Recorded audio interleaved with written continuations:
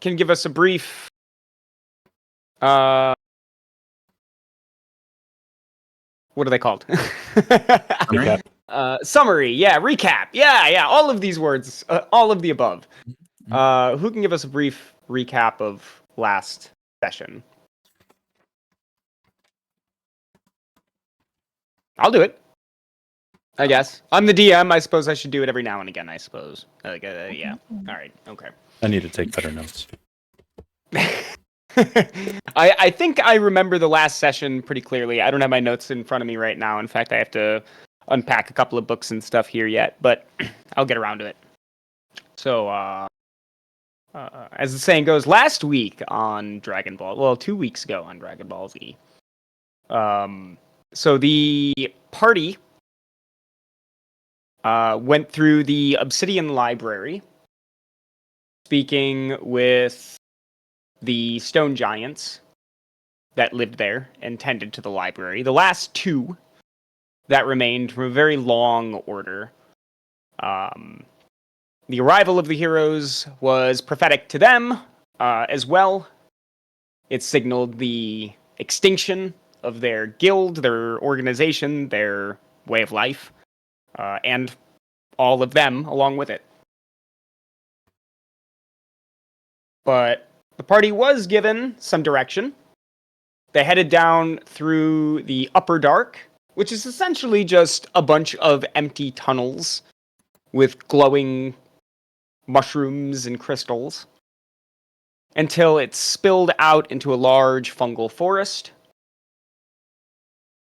And that eventually carries them to this horrific scene that they see in front of them now, this terrible, blood-soaked land where there are, at least from what they can see now, and there's an entire lake of blood.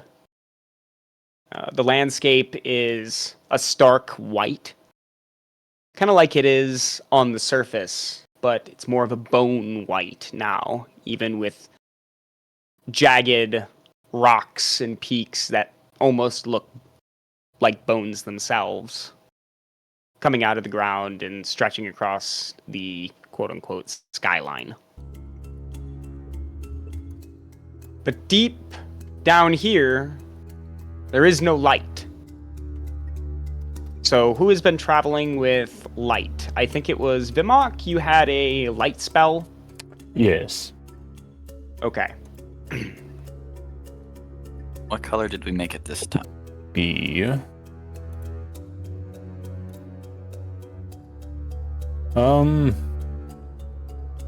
Probably just a white light.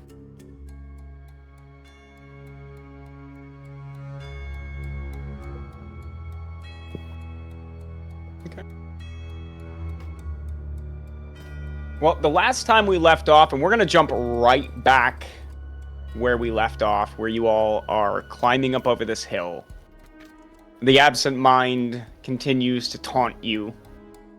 You can hear his voice in your head from time to time, with no physical source of where it's coming from.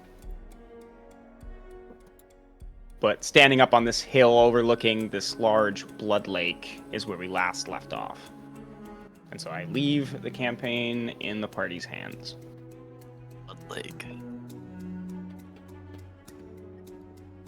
What kind of new horror is this?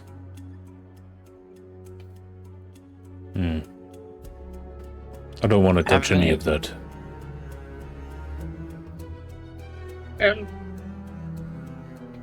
May have to touch it. We don't have to touch the Blood Lake. It's a Blood Lake. We don't have to.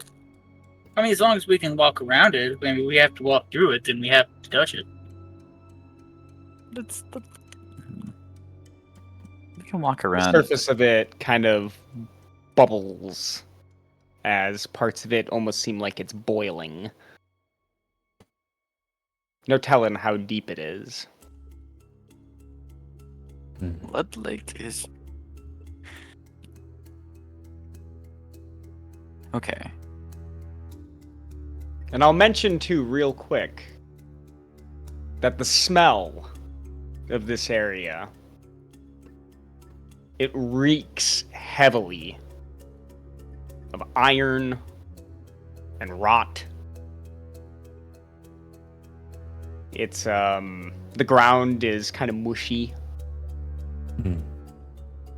And parts of it almost appear to be flesh with small boils poking out of the land. Keep your mouths Well, this is all covered with these gross. scarves. Yes. Well, we have to find somewhere to get around it, so Suppose we side pick a seems direction. most clear. Do you want to go left or right?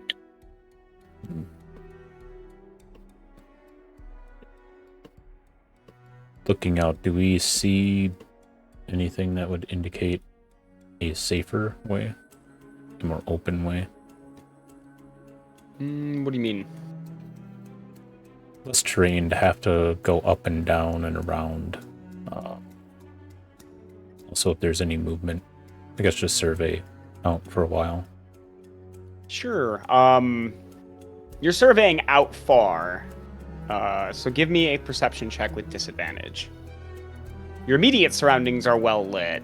Nothing to worry about there. But if you try to gaze beyond the light, yeah, it's dark. I mean, you dark. can't even see Okay. where the lake ends. Like it's just darkness out that way.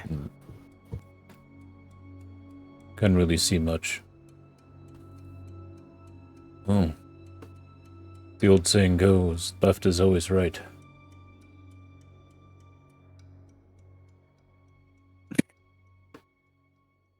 No. Then let's go left then. Okay. The party trudges down the hill and goes to move around the lake, following the mountains to their left. This is where I...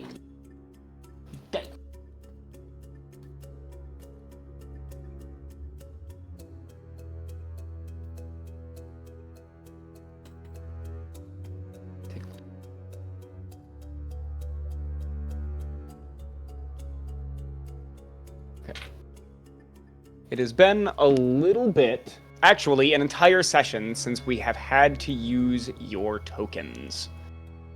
Please take this time to update your tokens if they need to be. Yes. They need to be updated. Okay. Let's see. I now have 50 HP.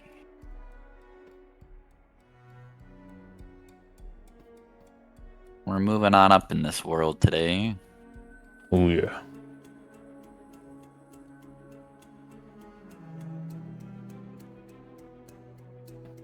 Samara is not as much of a glass cannon as she used to be. This is good news. Maybe. She certainly hopes so. Alright, how are the tokens looking? I got mine changed. All set. Mine's all good. Alrighty, cool. Let me bring them together here.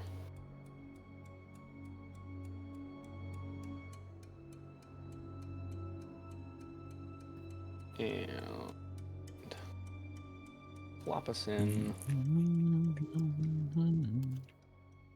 No need for dynamic lighting on a map like this. But just bear in mind your visual distance, if you don't mind, Vimok. Yeah. You can only see 20 feet in front of you. Yes.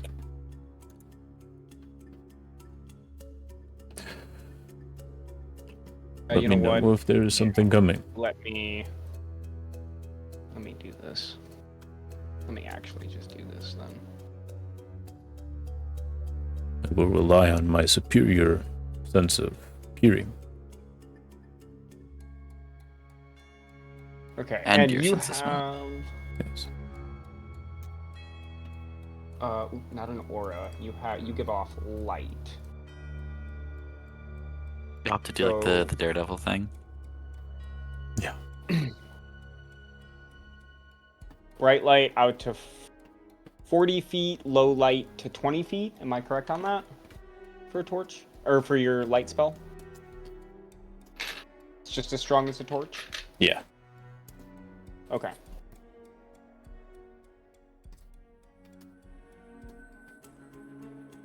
feet. Please let me know if there's any problems. It's gross.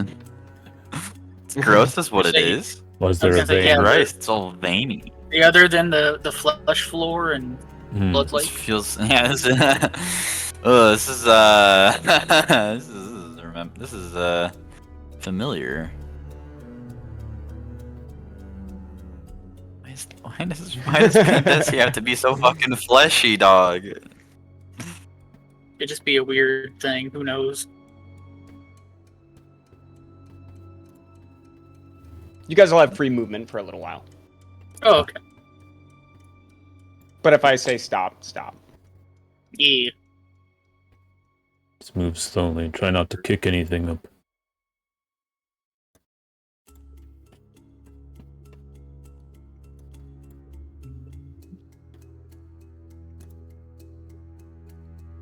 Or are you okay?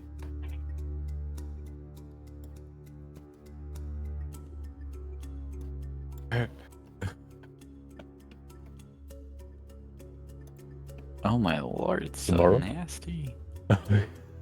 Sorry, I was I was getting some pencils out.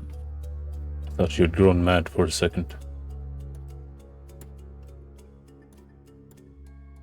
No worries. Hmm. I'm as sane as everybody else is in this moment. All right, go ahead and pause. The Pause. Yep, go ahead and stop. As you guys are walking, these boils in the ground next to you begin to wobble and bounce up and down, making a sloshy sound. I don't like the look of that. That's a little gross.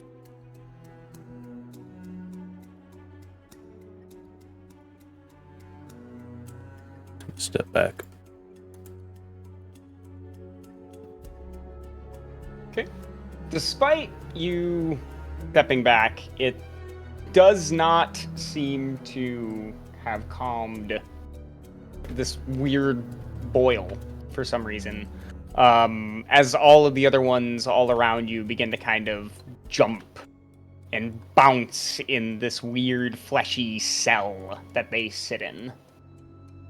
And at this point, we are going to roll initiative as they suddenly burst open, sending blood and pus up into the air, Something's happening. revealing Oh my a lord! Oh! Look at that gross little thing. disgusting creature. Look at that gross little thing. That's a little gross. And one by one, kind of all around you guys, they begin to pop. Ugh. About to get real gross. 19. Let's go. I had 16.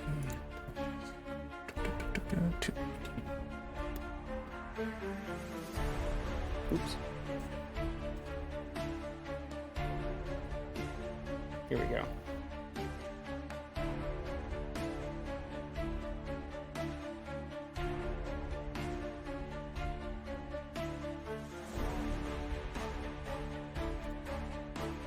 Oops.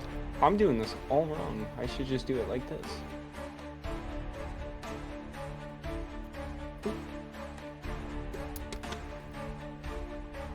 Ah, it's a spider. Oh my gosh, I'm trying to like I'm trying to like put this map together. But the stupid advertisement in the background for my music was playing, and it was like it was really messing with me.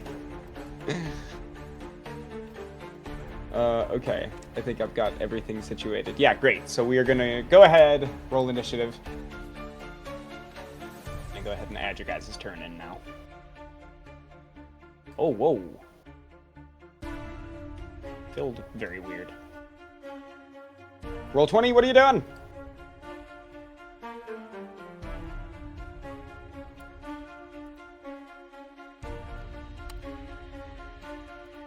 Where is add turn?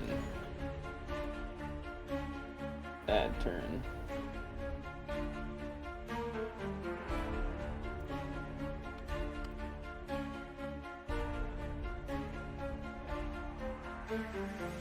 Everyone's trying to call me right now. What do you mean? Perfect timing. Getting popular.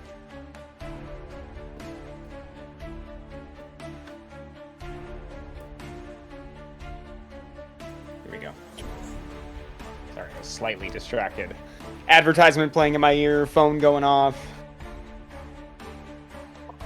Layers not cooperating.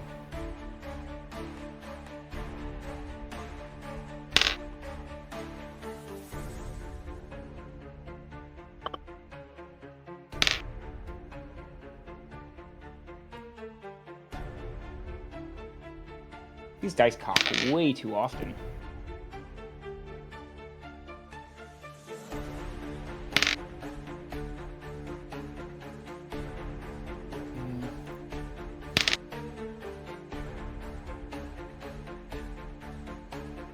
Getting lit up. Holy cow, holy cow, what is going on? Why am I receiving 20 text messages? What is happening? Something's going on. What'd you do?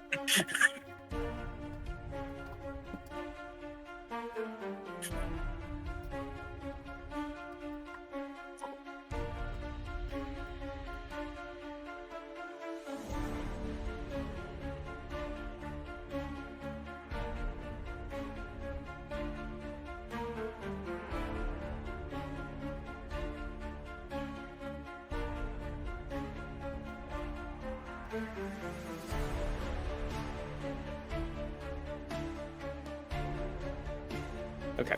Apparently my sister from Wisconsin is visiting, but I was like, well, nobody told me. Nobody said anything. This is the first I'm hearing of it. Sorry, I have plans. So, moving forward. Ay. Could give you a heads up. And... yeah, no. Alright. Oh boy. I'm gonna switch my music here, and starting off at the top of the round here, we have these weird, almost hound-like looking creatures made of this pink flesh, with tendrils that sprout from their backs in very uneven ways, and they flail around wildly and really without any kind of reason.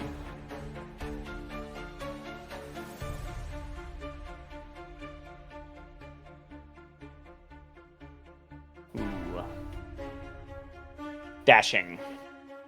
First enemy dashes. As we come up to the second enemy, that's behind Melrig. It runs from its little flesh pit that it seems to have squirmed its way out of. And it brings down a surprisingly heavy-looking claw.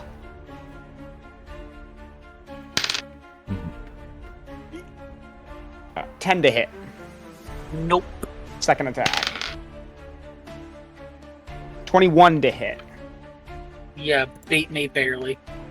Okay. You take 7 points of slashing damage as we come up to Samara.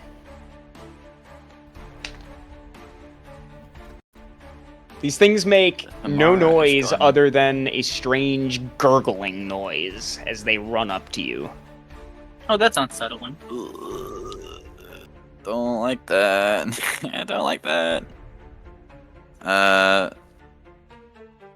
Samara's going to use 3rd level snowball swarm. Um,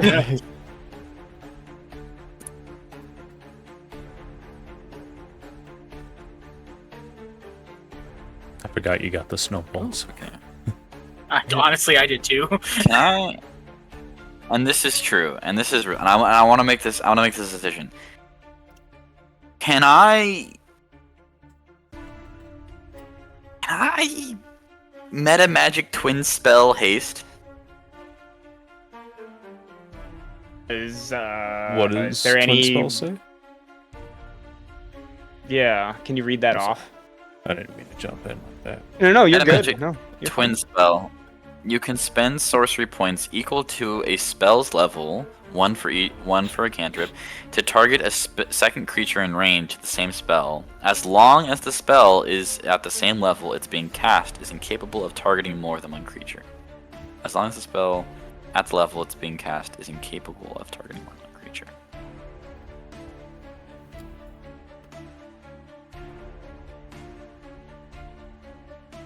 Choosing a willing creature you can see within range until the spell ends, the target speed is doubled. It gains a 2+ to its AC, its advantage on dexterity, and its haste.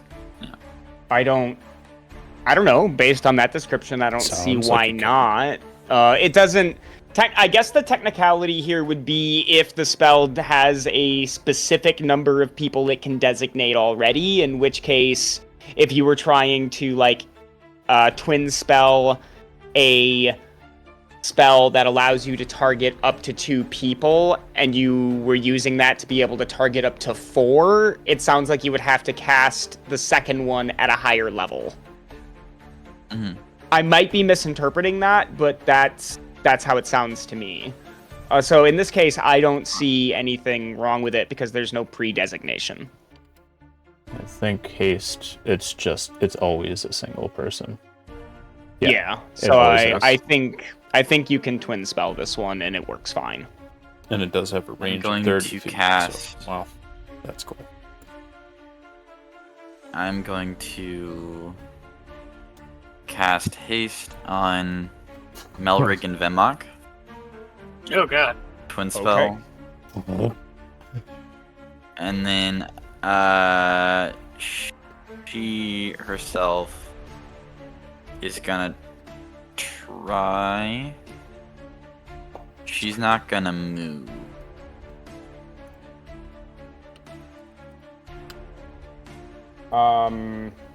I'm just going She's to put. just gonna hope Vimok doesn't. I'm hoping this creature does not. Vimok, you're gonna need to kill this bitch right next to me. I've got you, Samara. Vimok, please. Get rid of this creature. Get rid of this creature, please. It's gross. It's disgusting.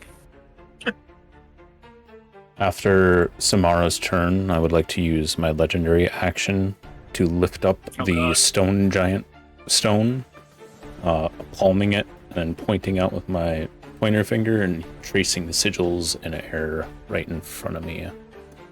Right, yeah.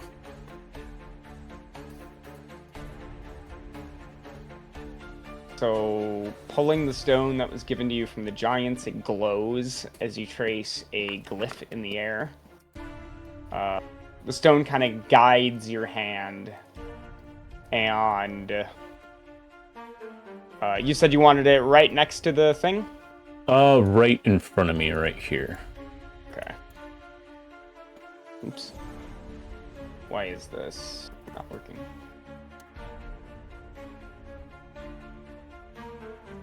Why is this not working? Here, I There did we go. this. Here's haste.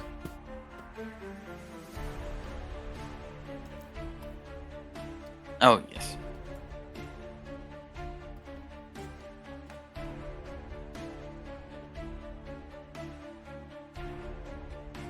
There we go. Sure. Glyph.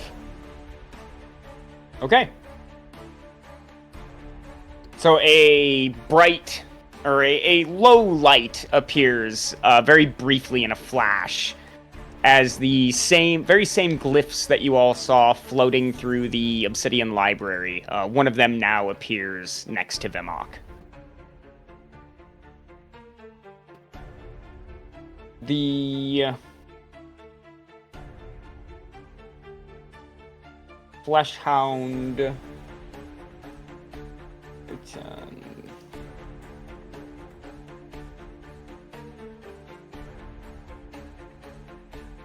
You're so gross.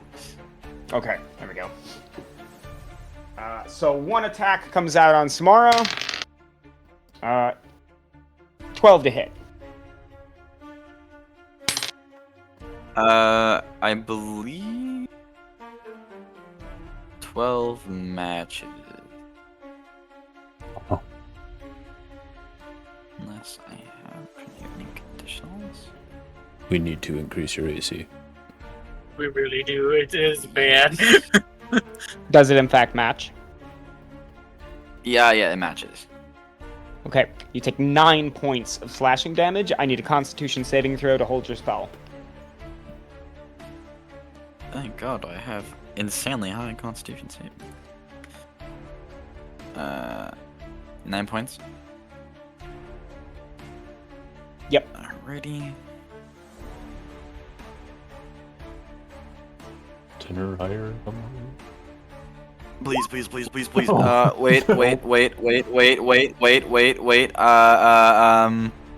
Favored by the no, fuck, that's an attack roll. Wait, no. Saving throw. I'm gonna use favored by the gods once per short rest. If I fail a saving throw, I can roll 2d4 and add it to the total. Okay. Nice, Go ahead, nice. a roll pass me on him. 2d4. Oh, I roll a 7. I Yep. roll an 8 and a 7. The 7 Okay. gets added. Yep, so that is a pass. that's You scary. hold haste. That would have been Yay. real bad. real That's- bad. That was my only. That's why I wanted to consider like giving the haste to myself a little bit. It's like, well, I think I'm very vulnerable, so I need to like. But I was like, no, they can do the most damage with it. I just need to make sure I don't get fucked immediately. Well, second attack. Well, we are comes where on we that are. Vimok. Ooh, wow, crazy. Another 12. 12 to hit on Vimok. That does not. Already.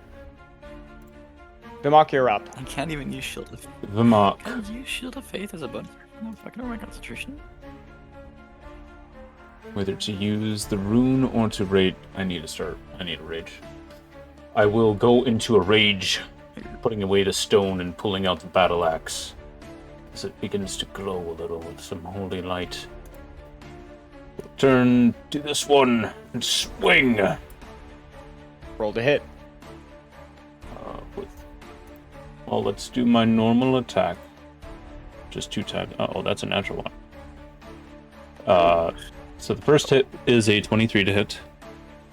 Hit. We have. That's a d10 plus 4. So 8 slashing damage. At 4. Nope. I'm doing this all wrong. It's been a little bit. And the numbers are in a couple different places. So that is You're fine. actually 10 slashing damage. And Okay. 6 radiant. Okay. You cleave into the creature's shoulder, I guess. Hacking off the tentacle at its shoulder, it wails out in pain in this high-pitched scream that echoes across this empty valley and across the lake beyond. Second one was a natural 1. Second one was a natural 1. Let me roll. Oh, yikes. Okay, so... you drop your weapon. Crap. Yeah. You go to swing and it like hits you in the chest or something and throws you off balance and you drop your weapon. I will then use my third attack to punch him. Okay. Punch him in the face. Yeah. Unarmed strike plus 7. 16 to hit. Hit. That's 5 bludgeoning damage. 5 bludgeoning damage knocks this thing unconscious. Poor heathens! Is it an action to scoop my battle axe up?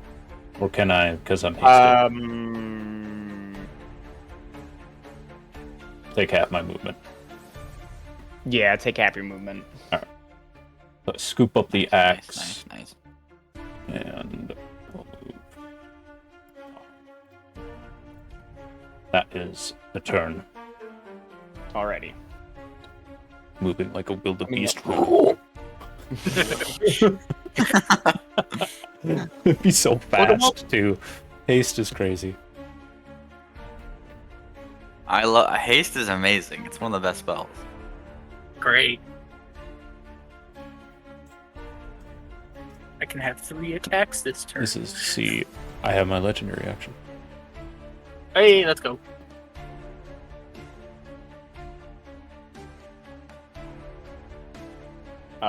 Give me just a second here.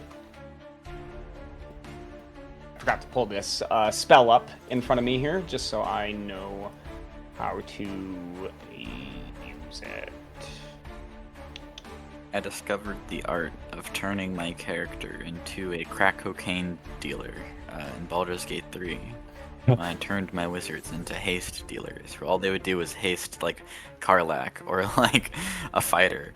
And so and so all of a sudden like, oh wait, now I get to give like now I get to give these characters like 18 billion attacks in one round. They just devastate a person. Hell yeah.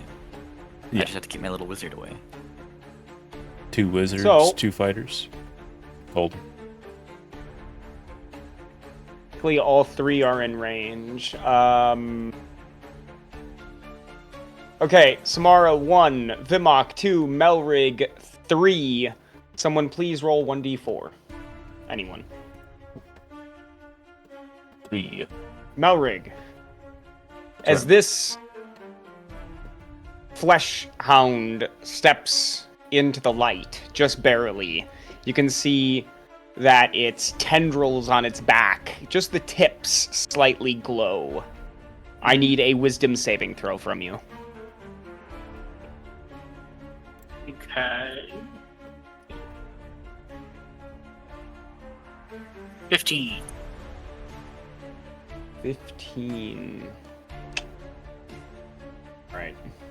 15 is a save. Do I... Ah! You still take half damage. Look at that. Okay.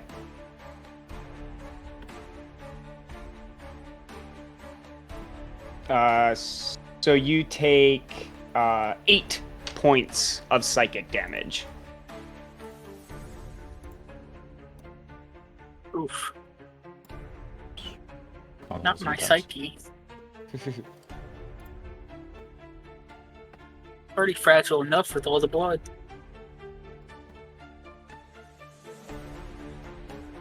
Right. Across the battlefield, Vimok, give me a wisdom saving throw. Oh my. Wisdom plus 30. 7. 7. Sadly, that is a fail. Uh-oh. Do we have anything with rage? 16 points of psychic damage. That has not been cut in half. That is the full damage. Don't take half of that. While we shift to the center of the battlefield, this newborn will stride forward behind Vimok whipping its tentacles madly. First attack coming in is a gentleman's 20. That hits. Second attack, then I assume it hits at a 23. Yes. Okay.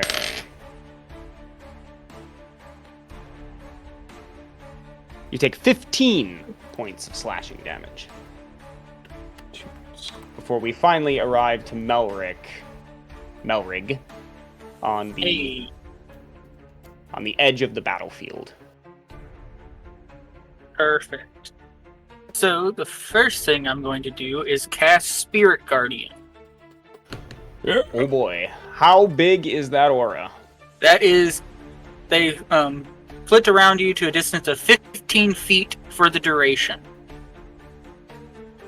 So Melrig claps his hands together, uttering a small prayer, and when he does, a bright, vibrant gold ring appears around him.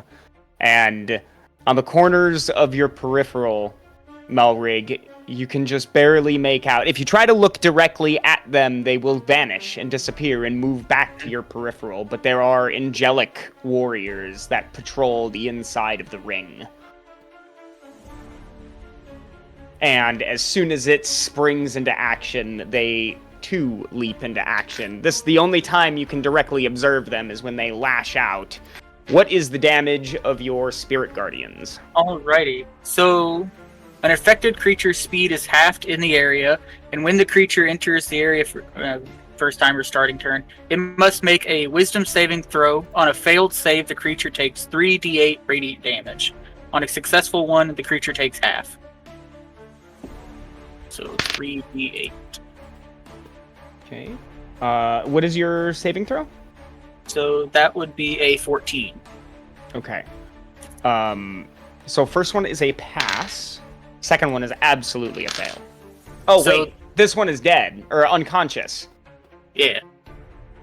Oh, so it would just be the first one. So it succeeds, but it'll take half. Yeah, so the one that takes half is 8, and the second one that failed is 16. Okay. Oops. There we go. Perfect. Great.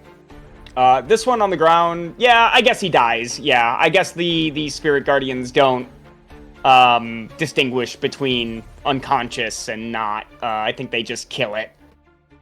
So this one goes from status unconscious to status dead. And when they die, they don't explode to the point where they cause damage, but their bodies rupture and break down immediately, causing their bodies to burst. Oof. So there is no evidence left behind but a meat pile. Okay. Jesus. Then, with haste, I will turn to the one that's behind me and try to smack it with my hammer. Roll to hit.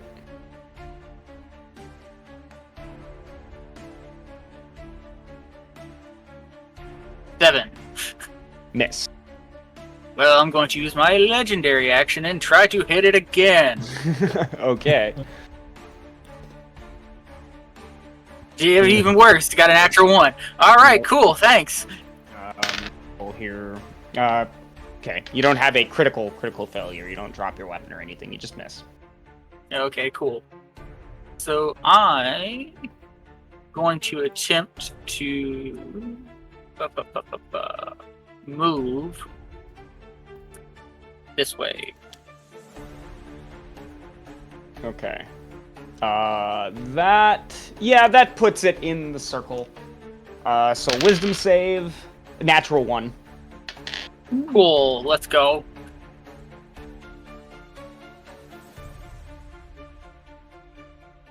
$12 points of radiant damage.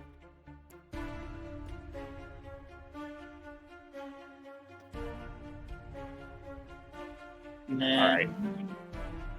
I think I'm done for the turn. Alrighty. Jumping back over to the Flesh Hound here next to Samara. It has a choice here. Odds are even, Samara. Go odds. Alrighty, so Vimok. Ooh. I'm sorry, Vimok. Natural 20 Ouch. for the first Oh, strike. my lord. Yep. So you are most certainly getting hit. Ooh, but you lucked out. I roll minimal damage. Oh. Huh. You take 5 points of slashing damage for the first Oh. attack. The Oh. second attack comes in at a gentleman's 20. That hits. And this time you take 8 points of slashing damage.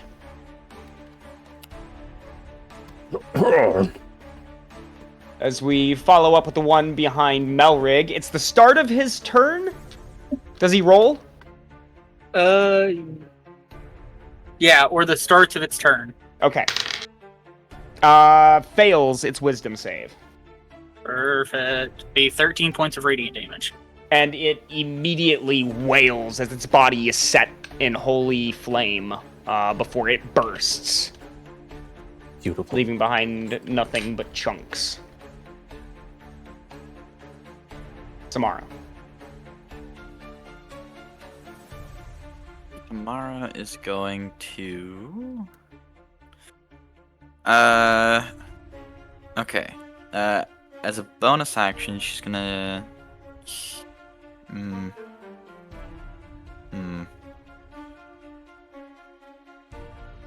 She's gonna cast. Snowball Swarm. At this one here. Okay. Can you read off your spell since it's the first time being used? Oh, also you'll have disadvantage if it's a ranged attack. Oh, it is? Because it's right next to you. Yeah, it's a ranged attack. Maybe I should consider something else. But it's a flurry of magic snowballs erupts from a point you choose within range. Each erupts from a point you choose within range. Each character in a 5-foot radius of the sphere centered on that point must take a dexterity saving throw. A creature takes 3d6 damage on a failed saving throw, and half as much on a successful one. So I could what is it? I could put it here? Yeah, it'd Here. still be disadvantaged. Well, I don't know actually, because They do the saving throw. in. Yeah, they do a saving Yeah, they throw. take a saving Yeah. throw. Yeah. Okay. Yeah. No. I mean, yeah, you could technically, or you could. I don't know. How big is it again? It is a 5-foot radius, so I could do it here and hit them both, and also Vimok. Yeah, you'd hit. Yeah, you'd hit Bimok. I miss the cold. Actually have It's up to cold you guys. resistance too, so it's fine. Do you want me? I can give you. I can give you I'm planning on giving you to heal you as my bonus action, Do it. but it's up to you. Do If it. you're okay with me. Okay, I'm going to strike here and hit these two. Okay. They And must take see? a dexterity saving throw. Okay, so the first one closest to you fails. Ooh. Gotcha. And the other one fails too. Saving throw. Perfect. Advantage. Oh, natural 20. All right, you save. They will take. Let's see. Do I have any bonuses for that? Nope. Okay. They'll take 3d6. So Okay. they will take 7 points of damage. Damn. I rolled natural ones. Aw, That's yeah. rough. Take 3. It is rough. Oh, But it feels like home. The one over here behind Vimok begins to wane. Its body begins to bubble and boil. It begins to scream. Its body is barely holding together. as a bonus action, I'm going to cast Healing Word on Vimok. All right. For How much do you heal him? I'm going to use his 2nd level Healing Word. Okay. for 2d4 plus 4.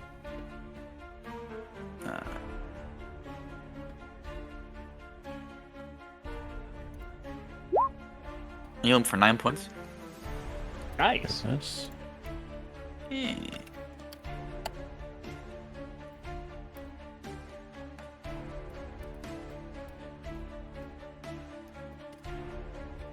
And anything else this turn then, Samara?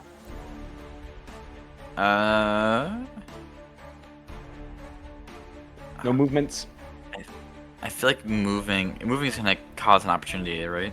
Yeah. Then she's not gonna move. Alrighty, moving up to Vimok. all right. I want to see what this thing does. I want to shoot. Activate with bonus action the glyph to shoot the one right next to it. Okay. Give me just a second here. Reach in here. And grab my glyph. Okay, so wisdom saving throw. Oh, dang. Natural 20. Damn. So the glyph begins to vibrate before it sends out a small energy wave in a small little radius around itself. The wave passes harmlessly through you guys, but upon its detonation and colliding with this creature, you can do 1d8 force damage. There's just no stun. Okay. It's 4 force damage. Alright, and the creature pops. Time warriors, fuel my zeal. Move over a little bit. Swing. Start with 2 swings on that end. Okay. Swing, swing. Plus 7 on each. Gentleman's 20 and an 18 to hit. Hit and hit. It's gonna be no, not a D12. D10. D10. That is 12, 16, 20, 24 slashing damage, 7, and 11 radiant. Okay. So you bury your axe deep into this creature's back as you move around it. And when the radiant energy flows through it, its body cannot sustain the amount of energy being put into it, and so it ruptures immediately. 4, 5, 10, 15, 20, 25, 30, 35, 40, 45, 50, 55.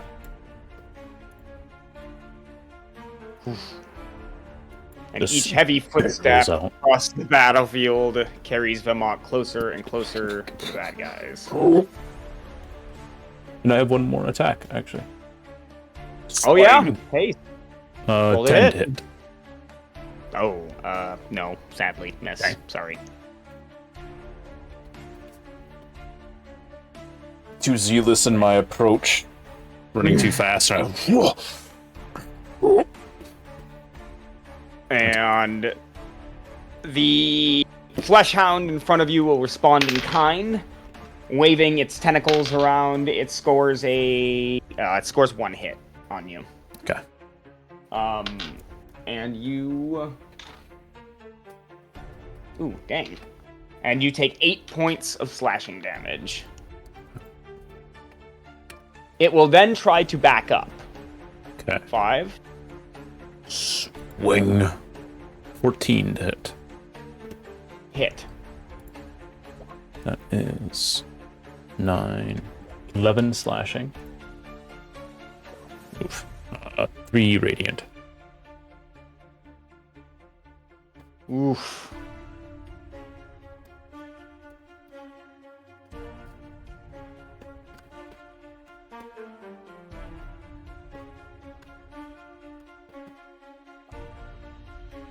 And as we move across the battlefield, this hound will... Oops, sorry, it's a little crooked. 5, 10, 15, 20... 25, 30... Melrig, give me a wisdom saving throw. Okay. Tentacles kind of glow like a bright purple. 25. And even though you almost feel like your nose is bleeding, your will holds and your mind remains your own. You only take 2 points of psychic damage. And we move to Melrig's turn. Ahaha. First, I'm going to roll for my legendary action to see if I get it back. Probably not. Definitely not. Nope.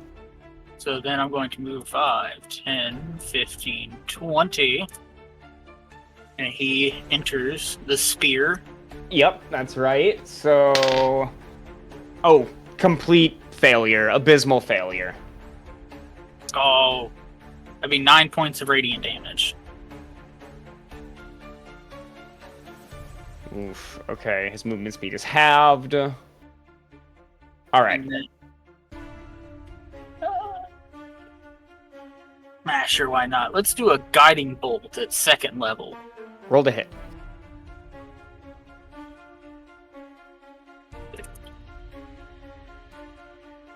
Shit.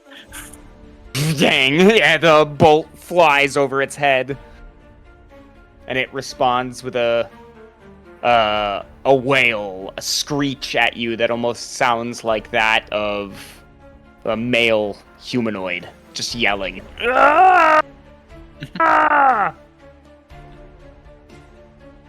Well. What? 5.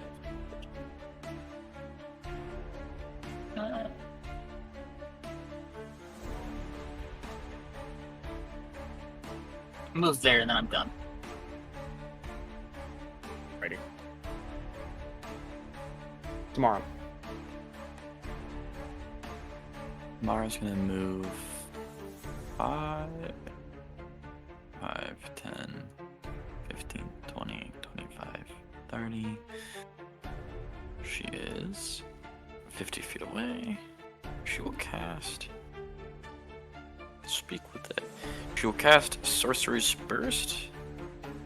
Ooh, okay. Shooting it with, let's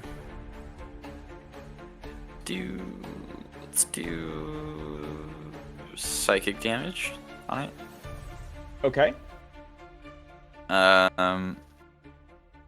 Is that a saving throw, or? It's a roll. Oh, okay, it's combat roll, alright. Yeah, I roll +7. Okay.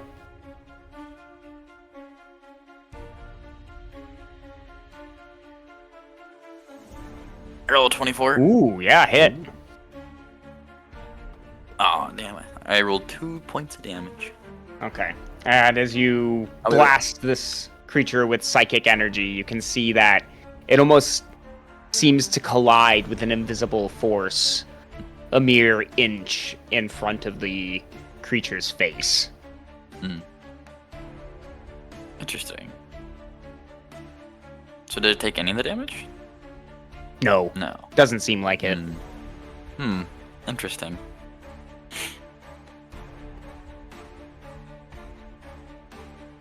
That'll probably be my turn. Alrighty. Damok. Mark continues his charge after this thing. 35, 40, 45, 50. Hello, puppet. Do 3 swings on him. Alright, give me the first one. 11 to hit. No, 10, 11, miss. 26 miss, to hit. Hit. Finally a hit. Wow. That is 13 slashing damage. 5 radiant. You bring your axe across the neck of the creature, taking its head clean off before its body ruptures, the head following shortly after. String. As I do, I hold the axe up to the sky for a moment. For Timorius! 55 movement. 60, 65, 70, 75, 80. All right. Now, I think it's after that turn, or is it Samara's when it falls off? It's 3 rounds, right? Haste? Oh, it's 10 rounds. It's Oh, never 10. mind. Oh, yeah, wow. Oh my gosh. Okay. Is that the end of your turn, Dunlock? This ain't no Yes. speed potion. Okay. This is genuine haste. Melrig, wisdom saving throw, please.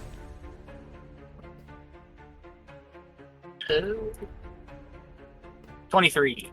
Golly.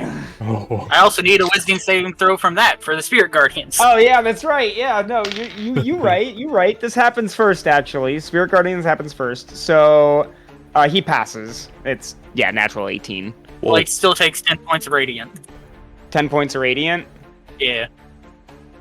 Ooh, he's still alive. Ooh, baby, with 1 HP. So that. Let me see. What'd you get? You got a. What'd you get? Yeah, 23. So.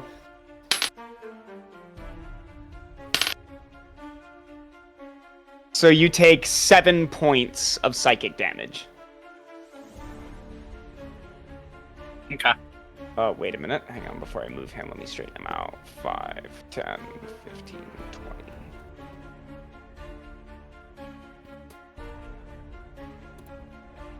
Okay. Melrig. Where are you going? 5, 10, 15, 20. I'll use my dash. 5, 10. Go up. Fail. Let's just see what it is. Yeah. It'll be 8 points. Yeah, okay. He bursts like a pimple. Yay!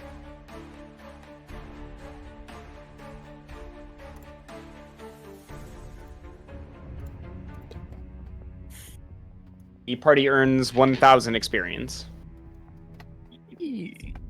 What are these things? kept running. Where's the others? Do you see them? Hello, hey Mark. What are you looking for? Are there any more left? No, they Oh. should be all gone. We killed them all. No. Start breathing down my rage. The fuck are these creatures?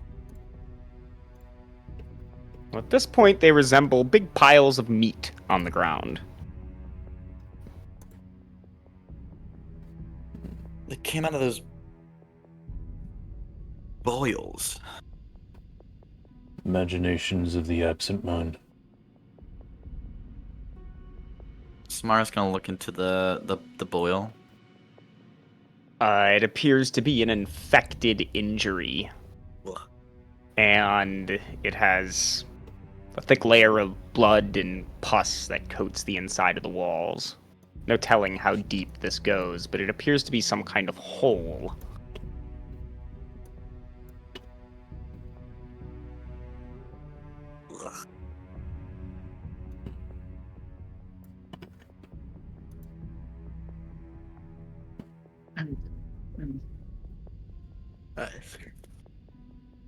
That's fucking This is disgusting. gross. Okay. Very gross. Okay.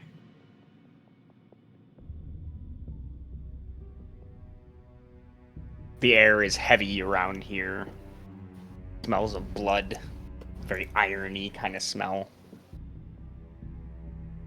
Why does a place like this exist?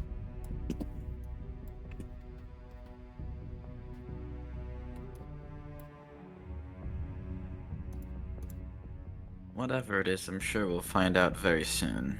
I suddenly feel likely. really tired. Please, God, thank you. But we have to keep finding our way to the dragon's lair. I say I don't think we can rest here. No. I wouldn't want to. The place is disgusting. We should find some place to patch up these injuries, though.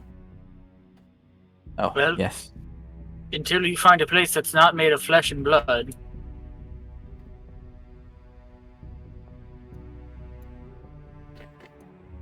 Yeah, I can. Oh. I'm gonna touch Vimlock, lay my hand on him, and heal him for 5 points. Perfect. It's least I can do until we find some place to settle down. Takes a bit of the edge off. Thank you. Good.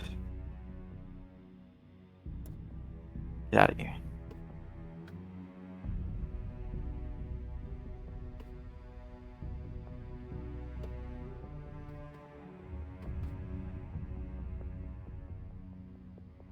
This was the tile you guys had the encounter on. So. Oh, oops. Sorry. Nope. Oops. One, thought we were going two, left. 3. Yep, this way. My bad. My bad. No worries, no worries. So what?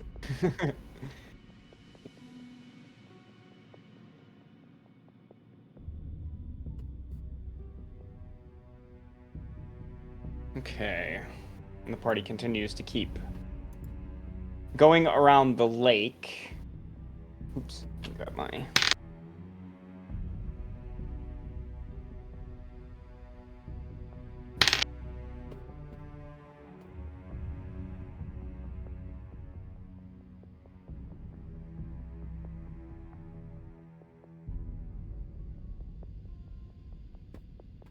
And as you guys make it around the other side, you see that there is a lone mountain here surrounded by a fungal forest.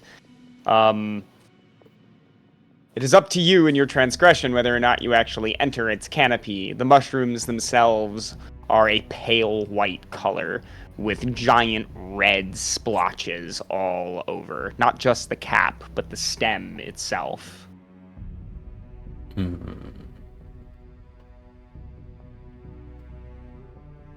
Are there any visible spores in the air? Make a perception check.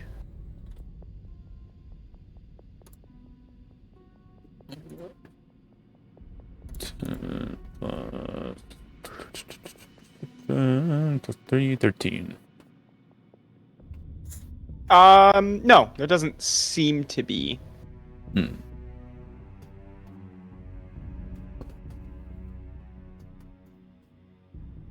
What do you all think? Rest on the edge.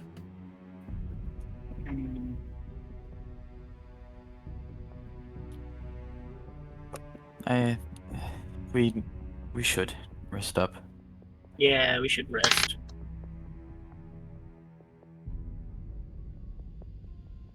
All right. So, you guys begin to look around for a spot to rest when you come across, to your disbelief, the crumbling ruins of a man-made structure.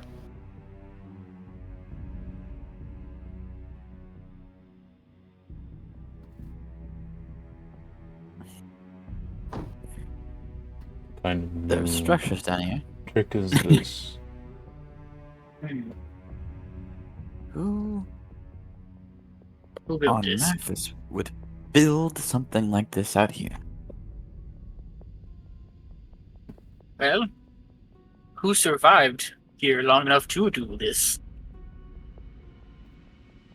Mostly what's left is a couple of shattered low walls and foundations poking out, but there is what appears to be an old watchtower. Not directly connected to the ruins, but a stone watchtower all the same, perhaps once attached to a wall.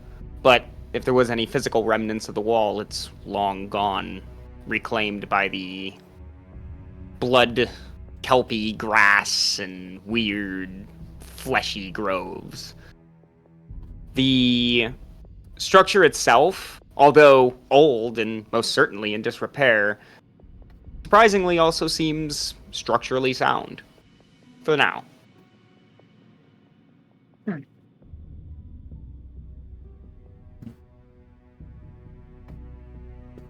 Seems a small boon is presented to us. I think we should take advantage of it. Yes.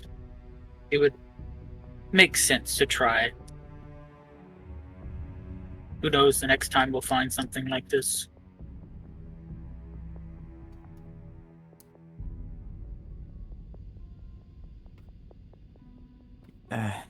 Yeah. We should rest here. In this weird ruin. Agreed. Let's go make sure it's clear.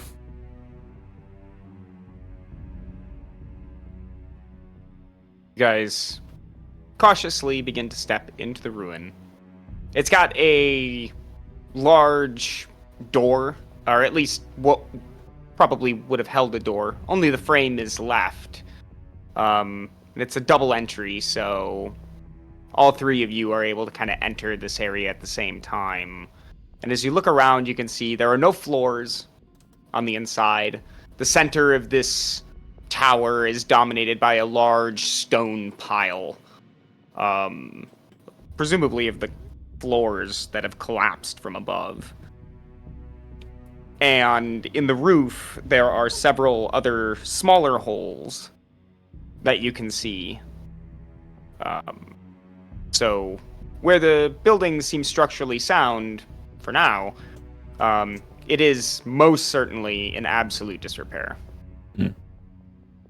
But no bad guys from the looks of things. Does someone want to roll a perception check with advantage for the party? Sure. I can. Oh, you can.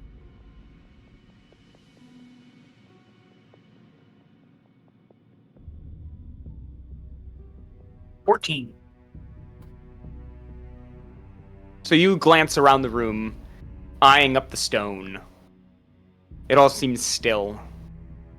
There's no dust here, but you can tell by looking around, these stones haven't been disturbed in a very long time. Nothing has called this place home for possibly as long as you have been alive.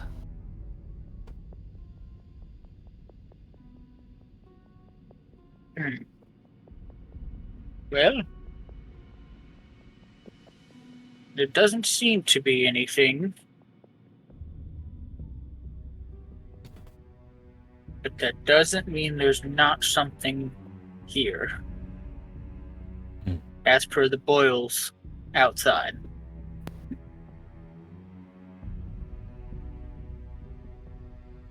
As is our standard, take watches. Yes. Okay. Is this a long rest? Yeah. Yes. Needing one? Yes. Okay.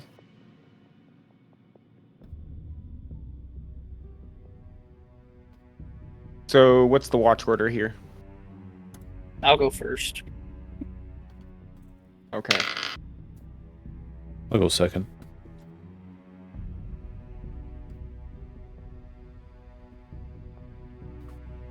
And Samara will go third then. Great. Mm-hmm. Okay.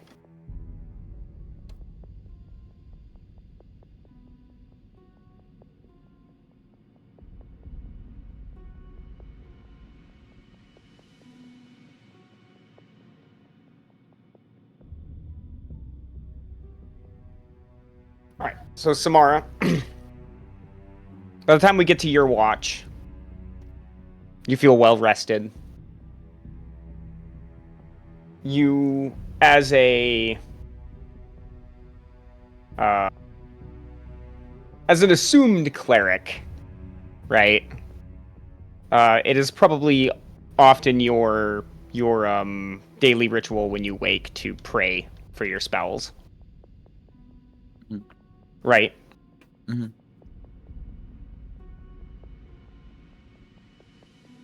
I think during your prayers,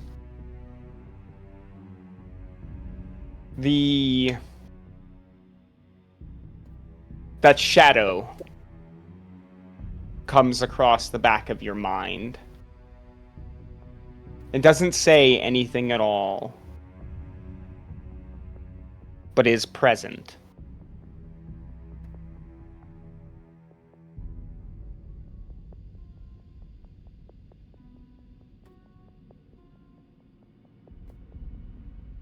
Are you just going to sit there and listen?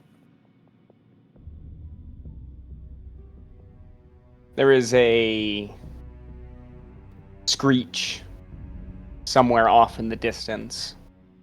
A wail, perhaps, of one of these creatures you've encountered before, but far off.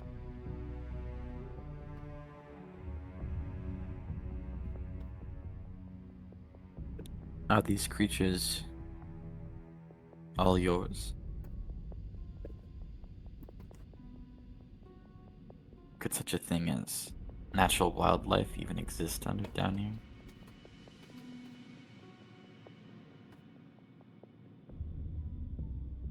I think. Okay. Suddenly, the hairs on the back of your neck raise as a voice whispers into your mind. Are you asking? Or are you praying?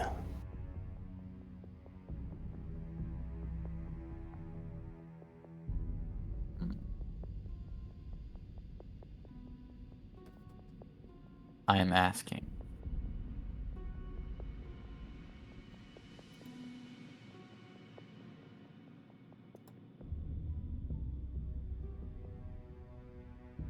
Well. How do I answer this? Sorry, I'm trying to think.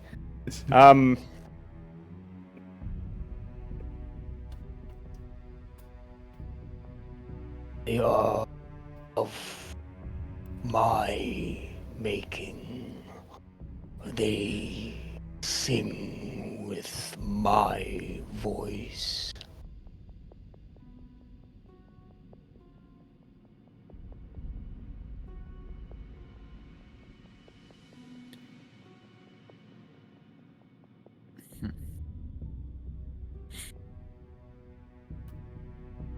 You were the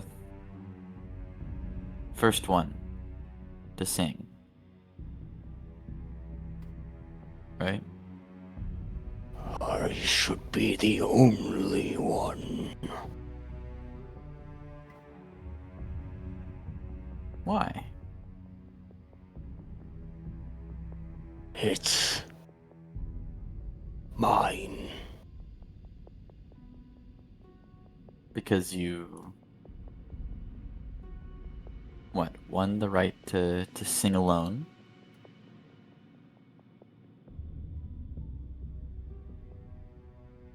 You think doubt in this keeps you safe. But I am doubt perfected. You will kneel to yourself long before you leave here.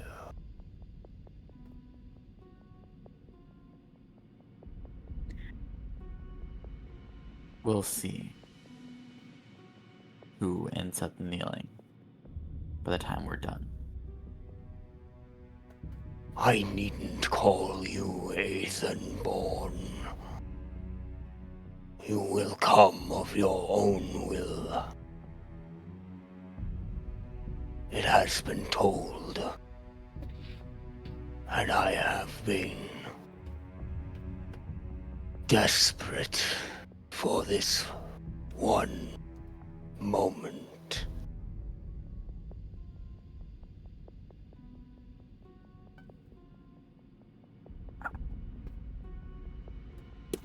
I hope you're ready for what comes next.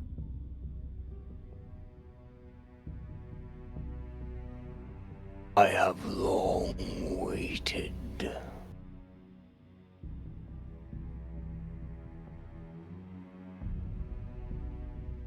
We'll see what all that waiting has amounted.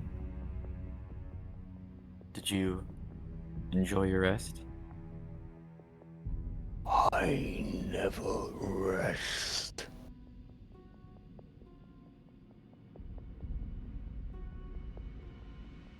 Not even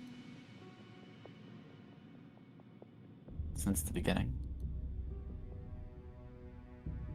Your kind are weak,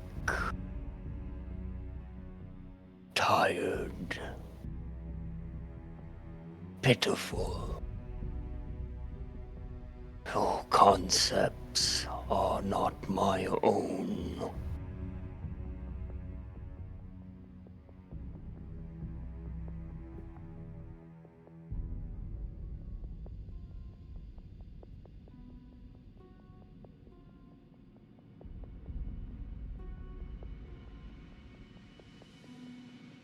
Would you prefer to be alone? There is recession from your mind.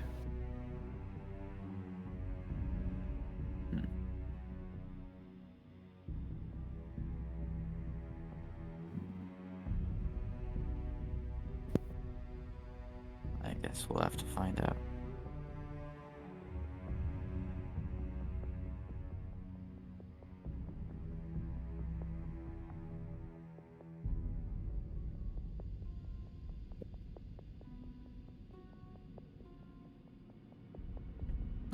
I'll finish praying.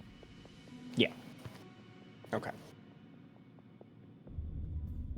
You will continue praying, probably up until the other two members of the party reemerge. Not having slept, but more like catnapped. Nobody has slept since they've arrived. Yeah. You guys get your 8 hours in? Feels like it.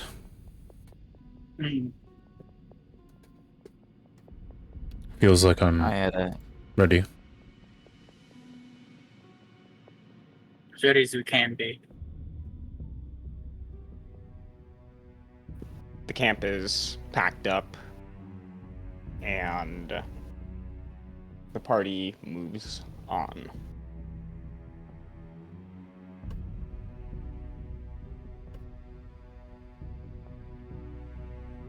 Wrong die.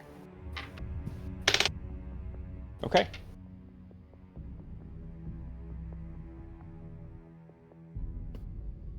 As you all go to emerge from the tower,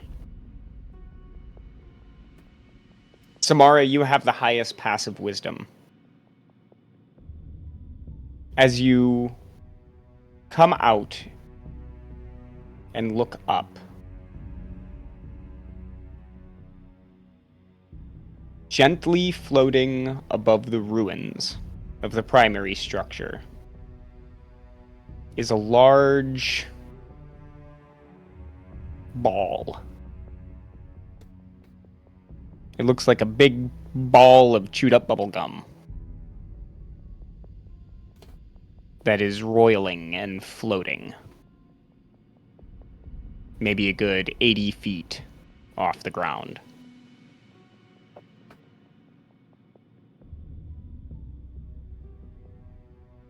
Are any else of you think that giant ball?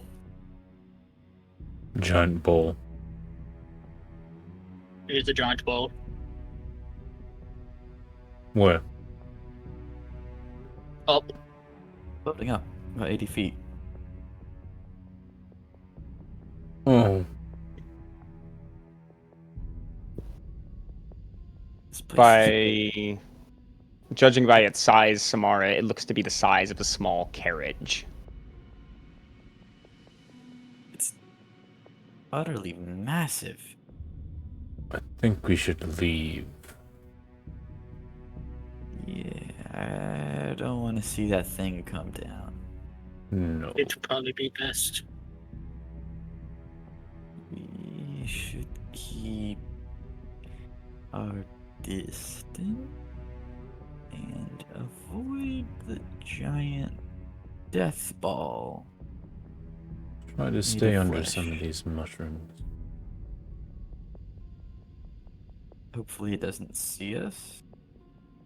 Can it If see? it can even see. What is it?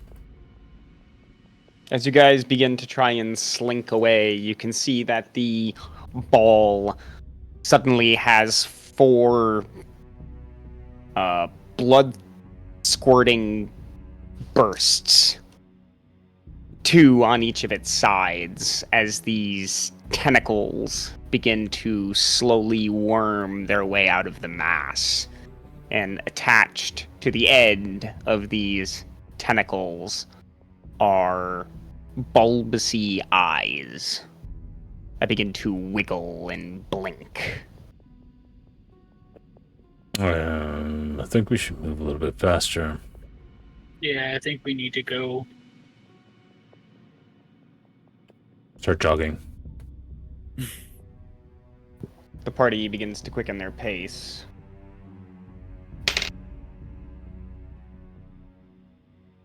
Someone in the party give me a athletics check.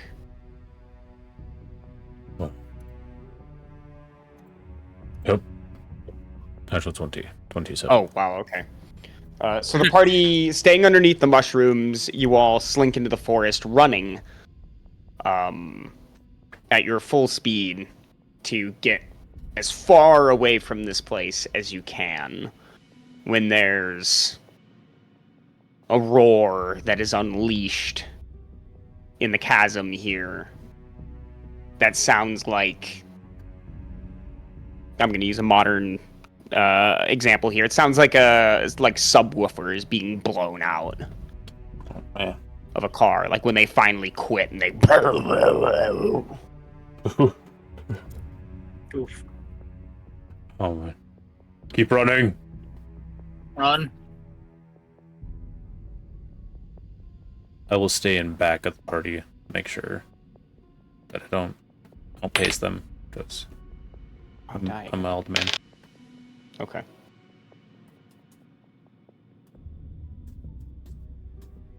As you guys are running, eventually, you've been looking over your shoulders over and over again for what feels like maybe a mile, and nothing seems to be chasing you. And so the party begins to slow down.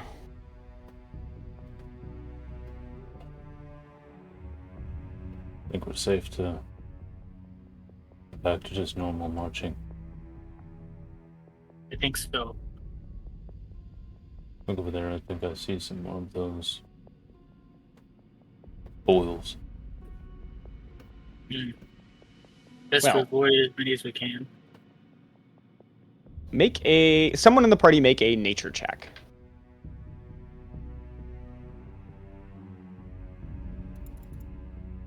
Anybody want to swing at that? Plenty of good nature.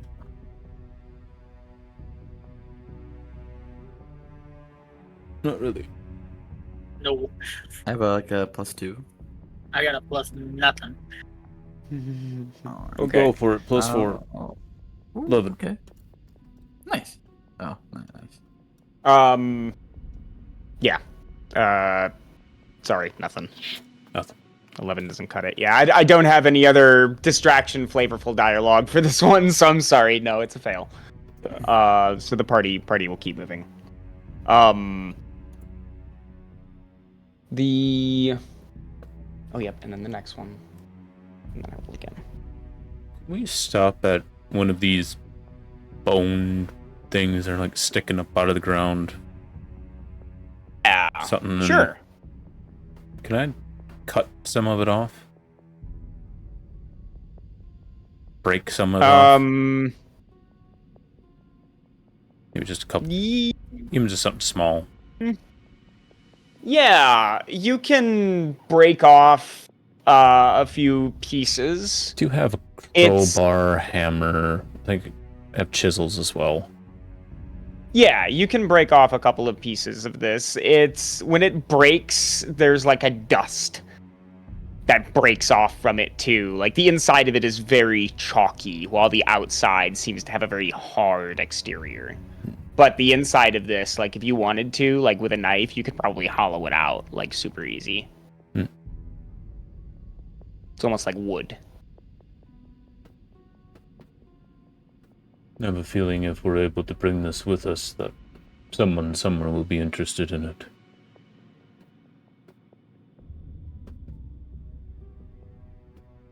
You're probably right. Should I'd we say take a plant- sample of it at the very least. Yes.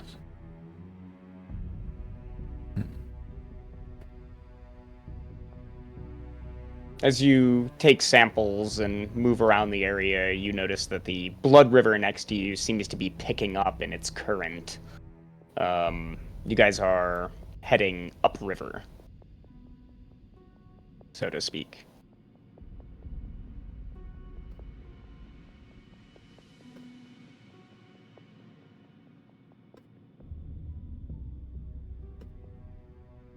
Okay.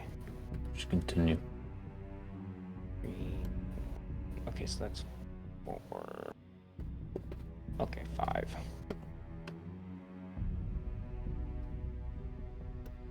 2, 3, 4, 5. I have no idea actually why I'm moving this for you guys. It works. Oh, I guess it's because I'm having to make checks here to see if anything's encountered as we move along.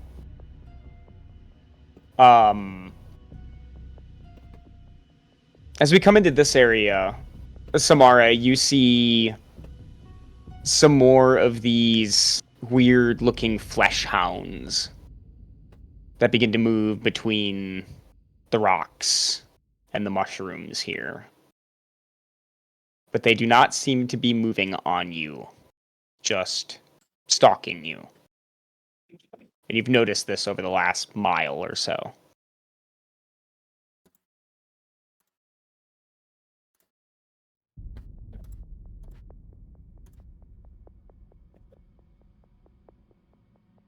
Samara?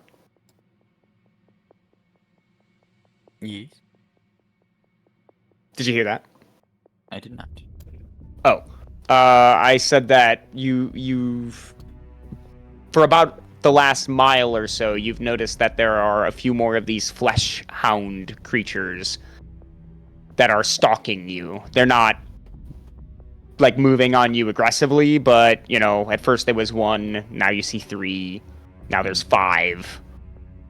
And they're moving in between the rocks and in between the large mushroom trees. It's clear, classic stalking behavior. I'm going to point it out to the okay guys.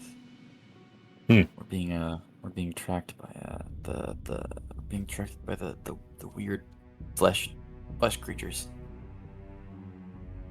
Hmm. It's not good. They're following us in the back. There are many places they That's could not come good. from. Yes. We need to find higher ground. And they're growing in number. We may need to deal with this now, sooner rather than later.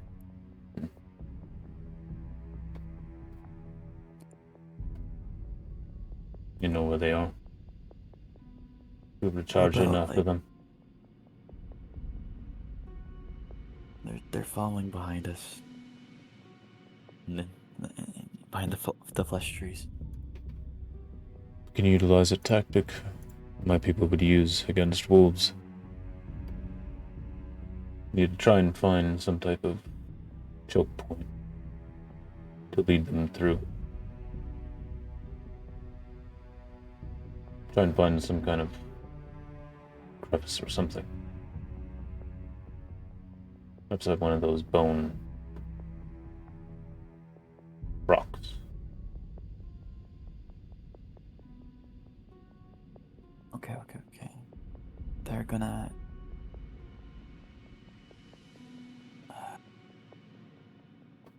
They're gonna keep following us for at least a little bit.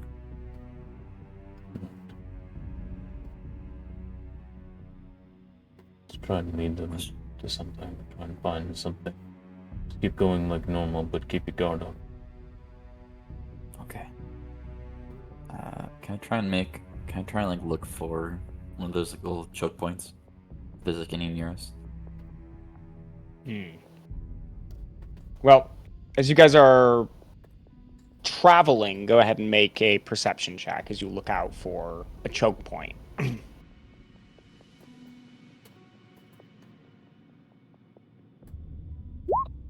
No one. There is a bridge, a dilapidated stone bridge that is still just barely standing.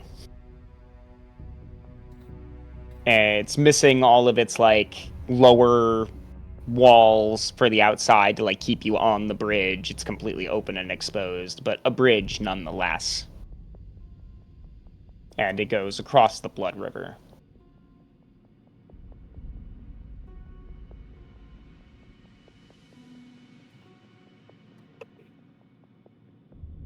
Let's try and use that bridge over there. I didn't even notice them. Neither did I. Colors blended in. It is all gray and red out here. The stone bridge too. So you guys move up to the That'll work. bridge. It's shoddy looking, but Melrig, you can tell by looking at this thing, this thing is ancient. These stones are ancient. There's no way to tell who made them, even what this material is. It doesn't look like a material you've ever seen, but just judging by where, I mean, if this thing had 10 carriages on it, it would collapse. If this thing had 5 carriages, it would only be a matter of time.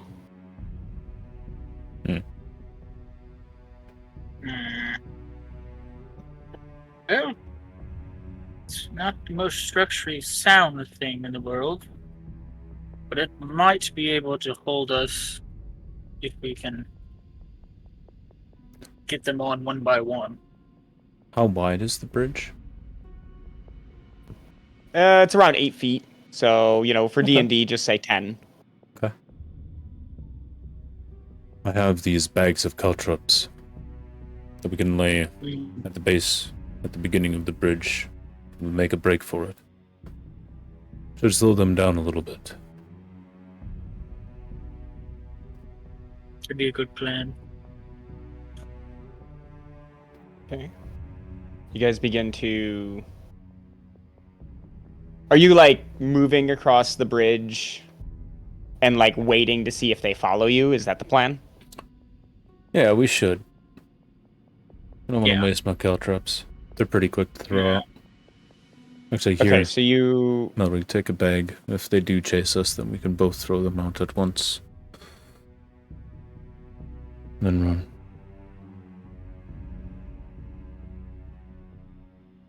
Okay. So you guys go to, you get like a quarter of the way across the bridge.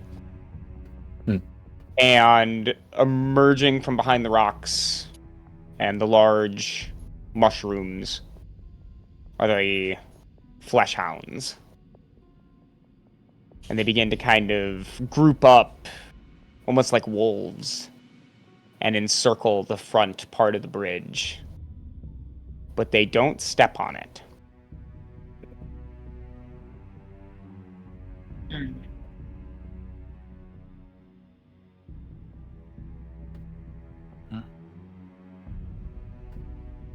Come I on. just had a thought. Those things, they look heavy. If they all start running across here at once, they will collapse the bridge.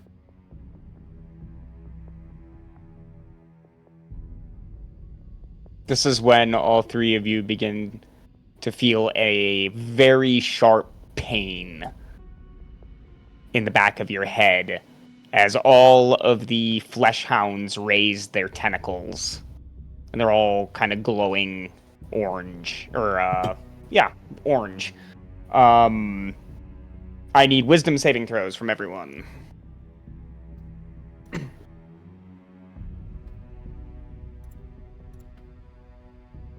Great. Roll 11. 25. Holy cow, Melrig.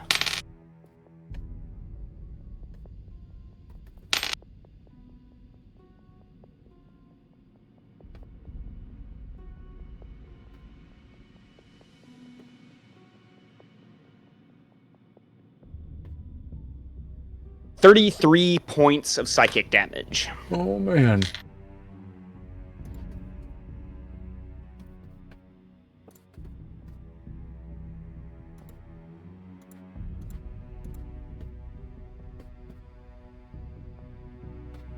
Alright, throw the caltrops and run. Okay. So caltrops come out. And the party turns on their heels and starts to run. Let me roll for this. Let me see. Oops, wrong die again. Dang it, you need to go over here. Cocked. Okay. So 4 of the flesh hounds will run forward with an attempt to follow you, and they begin to move over the caltrop. Oh gosh. Dexterity saving throws. Yeah. DC 15. Okay, so they all fail. Their speed, they take 1 piercing damage each, and their speed is reduced by 10 feet until they regain at least 1 hit point. Okay. Yeah, so they will stop. With the rest of their movement speed, they will stop and they will run back to the other hounds, and they begin to like pace at the other side of the bridge as the party runs. It Awesome. good them for now. Oh, that was an incredible amount of pain inside my head. I still feel it. Yeah, Vimok, you probably have a pretty bad nosebleed. Samara, you've probably even got blood coming out of your ears. Melrig is surprisingly kind of okay. Because Melrig, you took half damage, right? Yeah. Okay, good. Sorry about that. I didn't address that with you individually. I hoped you remembered. You did. Thank you. So yeah, Melrig is. I mean, he came out of that pretty okay. Jesus Christ. Are you okay, I mean, Samara? Oh, that hurt. That hurt really bad. Oh god. She's gonna like double over onto her knees as like the blood pours out her ears a little bit. Need to get across this bridge. Collect our breath for a while. Yeah. Yeah, that would be nice. Fucking flesh dogs, dude. See if these things. Okay. We should try. I know not the ways of your powers, but is there any way to conceal us? Can you cover us from them? Either of you. I don't think I have any spells that could do that. Fortunate.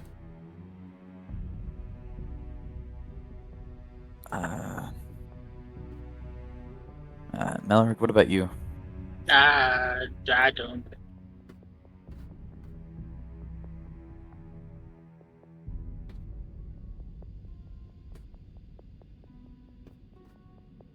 Yeah, I got nothing.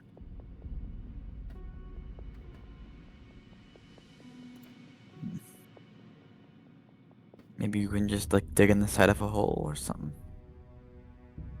Well, maybe there's a cave with all these mountains around.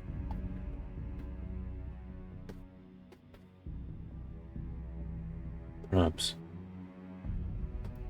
Although, the absent mind will know where we are at all times.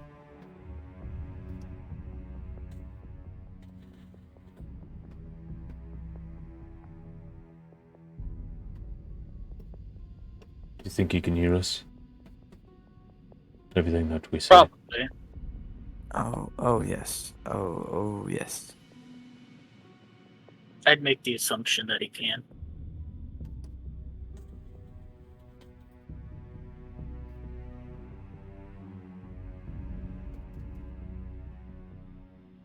It looks like we're up to brute survival through this.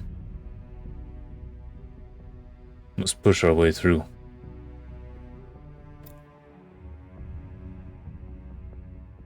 Use this place's odd way of having our energy stay continuous.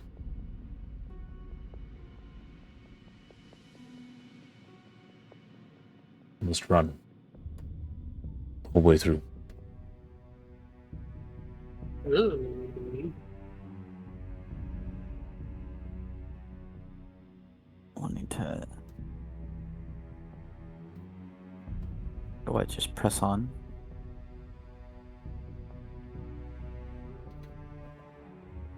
First, see what Probably we can be do okay.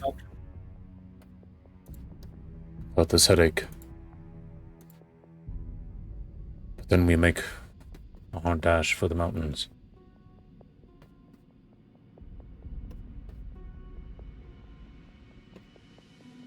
Alright. I can. I can cast Twinned.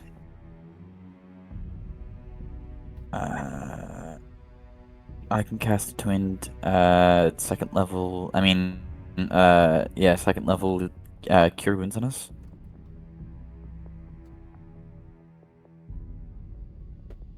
That should help. Alrighty.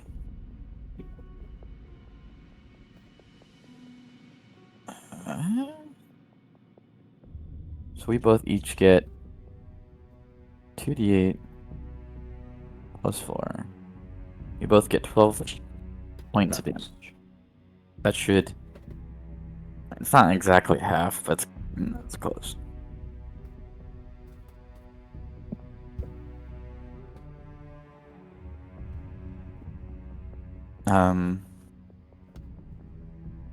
Ulrich, how hurt are you feeling? Eh, Fair enough.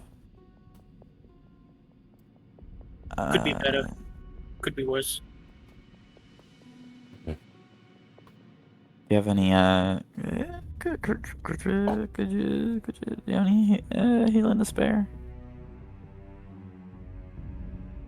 Let me see here.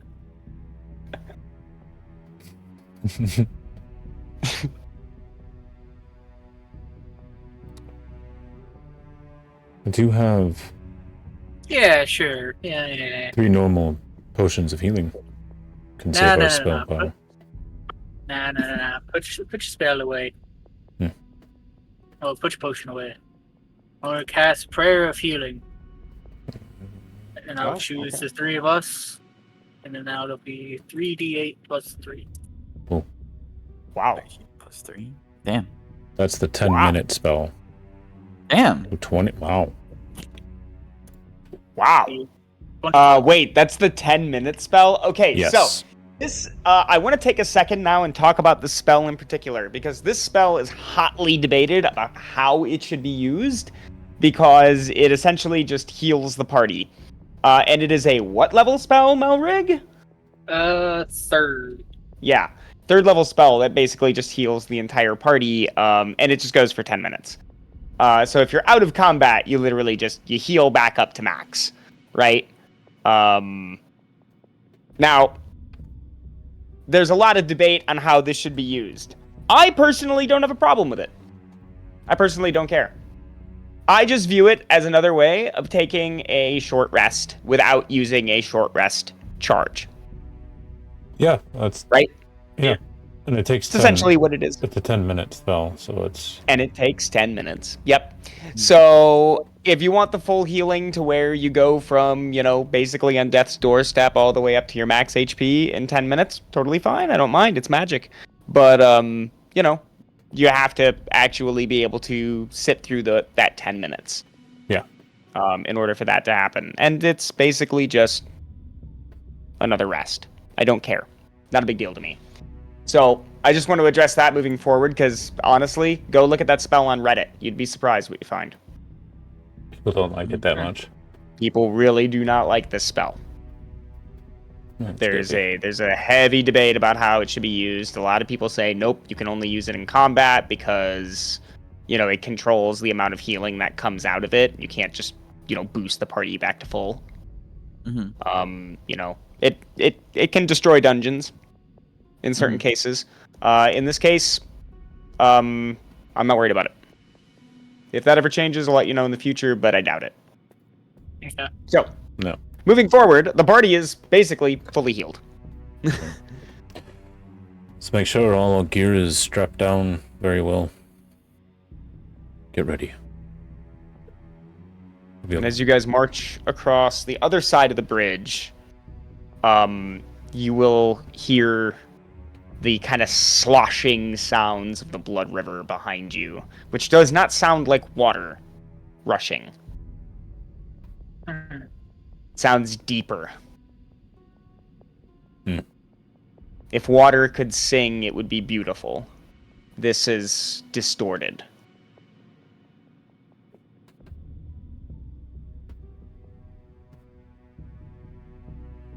So that's not eerie at all. And the party goes to make a mad dash for the mountains. Which mountains?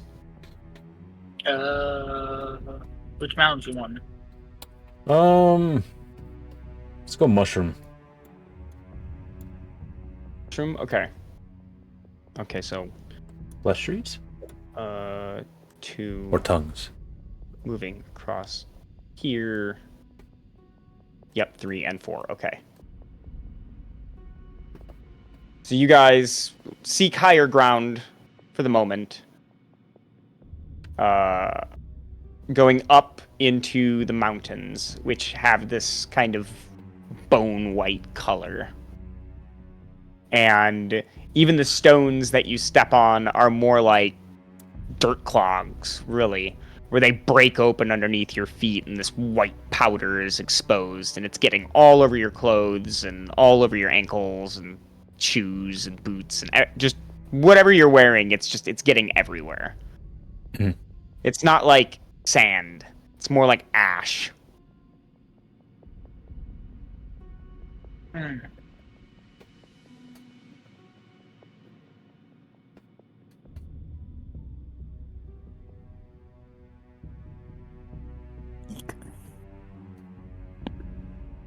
Okay, we can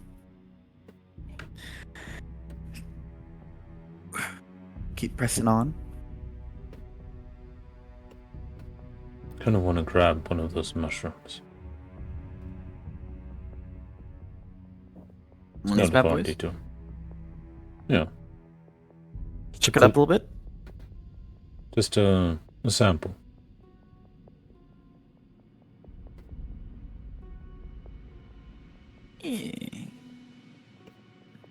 I pull out a Ziploc baggie for the mushroom. Where'd you get that? This is a magical bag from a faraway land. So we Dating we around. are we are in the land of madness, picking mushrooms and putting them in plastic baggies. Okay. Great. So you're looking for mushrooms that are like normal sized? Yeah. Okay. Yeah, in the fungal forests you can find them. They're not hard. They're kind of scattered about all over the place. I'm not gonna make you like roll a check or something. I mean, there's no like vegetation. Every now and again there's like this blood grass that seems to sprout up, but it's in patches and it's not in the fungal forests. So, yeah, I'd say the mushrooms are pretty easy to spot. They grow at the base of the larger mushrooms, so you can walk up and pick really as many as you want. There's nothing stopping you, at least at the moment. Grab a few. But the mushrooms do kind of seem to like every now and again. The stem mimics that like movement that happens when somebody swallows, right? And you see something move down their throat, right? Have you ever seen that? Or even if it's like portrayed in a movie, right? Like the whole trunk of the mushroom like bulges and that bulge like moves down into the ground.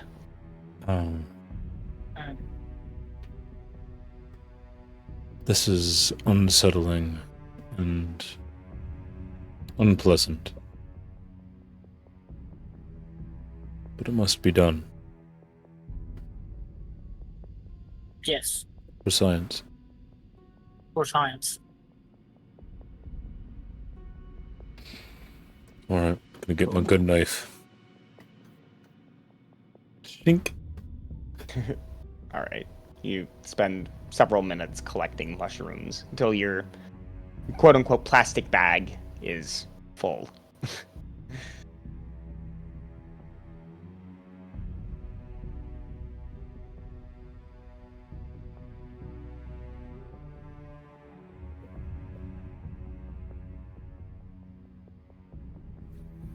We'll go ahead and stick you guys back up in the mountains now. Back in the mountains we go. So from here, you guys have kind of a higher elevation. So I will allow you to move the piece from this center tile to any connecting tile to it. That'll give you kind of like an increased visual perspective, right? So you can kind of move the piece around to any tile that is directly touching the center one. Mm-hmm.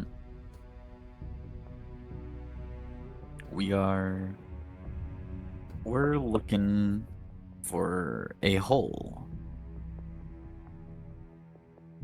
A hole that a dragon lives in.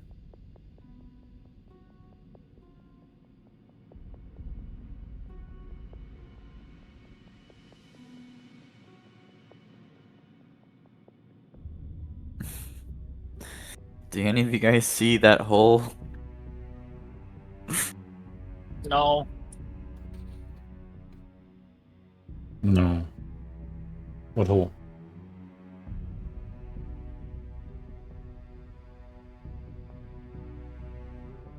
Did we pass it? Did we pass the hole?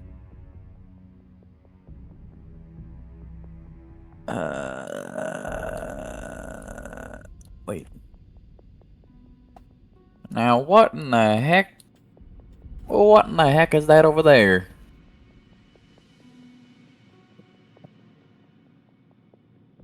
That's a hole in the ground.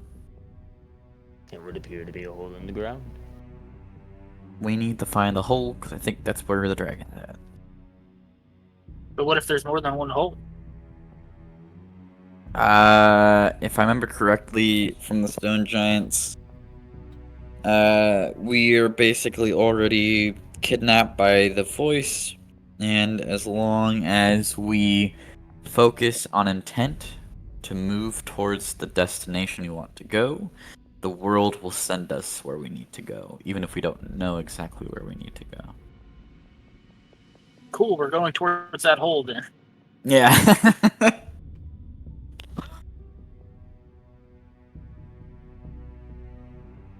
It will become the hole. Seems like the hole to me. Okay. So the party will set off from the mountain off towards this hole. I have no idea how you guys would see this from this far away, but I see it in the shadows. yeah. Um, I remember it. I remember it. Yeah. I remember the Okay. whole Okay. Let me roll for tiles here. roll for hole.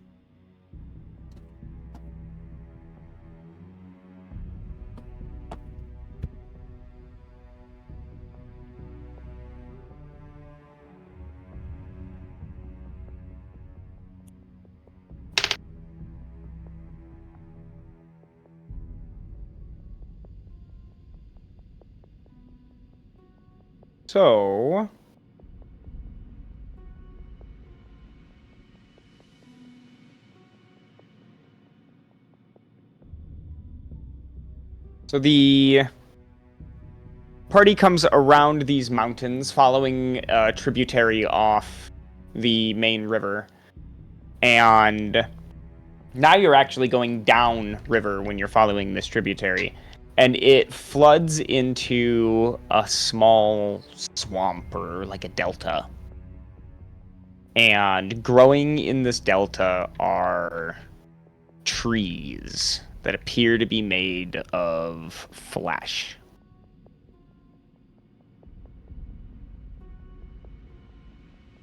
Gross. They count in the dozens.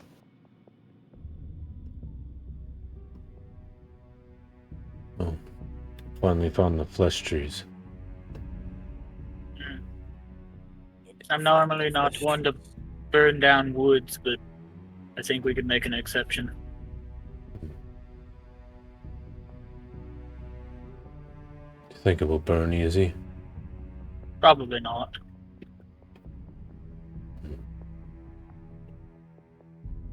This place needs barrels of holy oil. Oh yeah. As you guys begin to kind of step forward, having to pass through this area, Samara, you hear, as you walk past one of the trees, you hear one of them whisper to you, "Hello."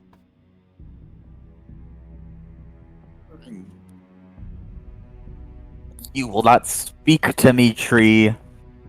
I point out to the tree. Hi. Tree is speaking to you? Yes, it's speaking, and I don't like it. I don't like trees that speak.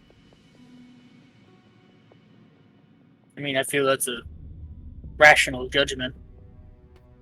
Yeah. These trees do not really feel the need to speak, so when it does, I feel it's Yeah, probably not a usually- good thing. Oh, you're mean. Not these trees. Finlock, I think we might have to burn down the trees. Hi, tree. How's it going? You were mean. I do not think we Look, should tree- acknowledge the trees. Finlock, I have sacred fire. In our I have defense sacred, tree, sacred flame. in our defense tree, normally things down here want to kill us. Do you want to kill us? No. How do we know it's not lying? Oh, I guess. If only I had zone of truth. Ugh. I don't anymore. I guess, to be fair though, is it the tree talking to us, or is it something that's behind the trees talking to us? That's a good point. Are you are the tree talking, right? We are here. That in wasn't the a- tree. In the tree? They're in the tree. They didn't say they were the tree, they're in the tree. Inside. Inside the tree. I mean, these trees Get aren't that out. bad. Don't like that. I feel we need to What? burn the trees. We're gonna free you via Sacred flame. via Infernal Liberation. I hope you appreciate this gift of liberty. Of holy fire. Divine liberty.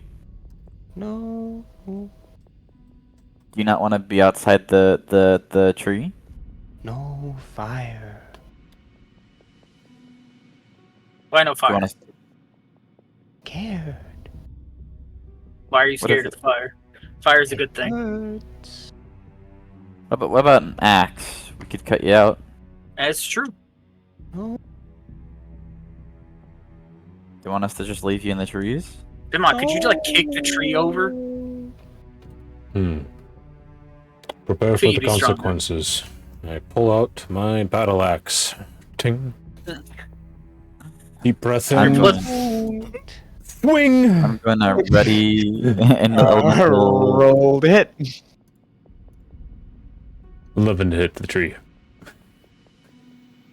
Roll your damage. Gonna be.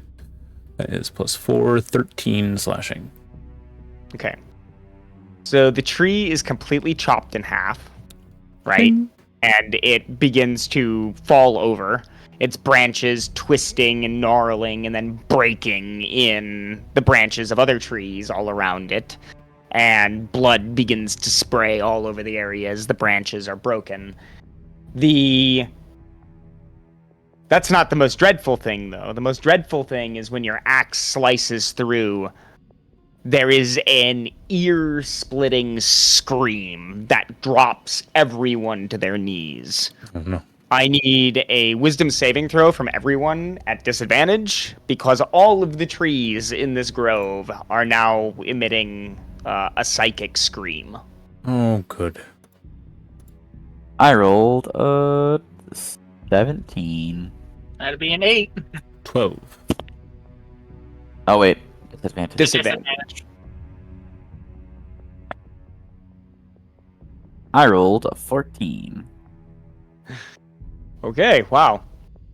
Melrig, what did you get? I got an 8 because this disadvantage. Yeah, okay.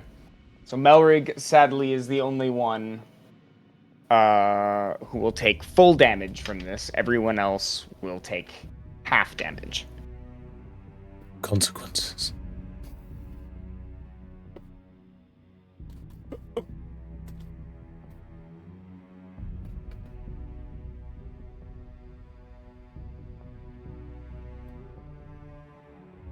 Okay. 23 points of psychic damage.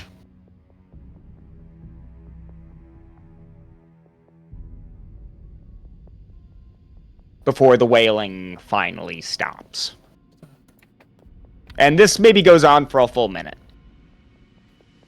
Where the party is left to either lie on the ground and cover your ears, or make a feeble attempt to crawl away, only to have to cover your ears up again after only a few seconds. Just cover our ears. Yeah, cover. Plug them. And after the 60 seconds, the wailing slowly comes to a stop. Kind of like those fire alarm tests that they do, where the fire alarm wail finally dies out slowly. It sounds like that.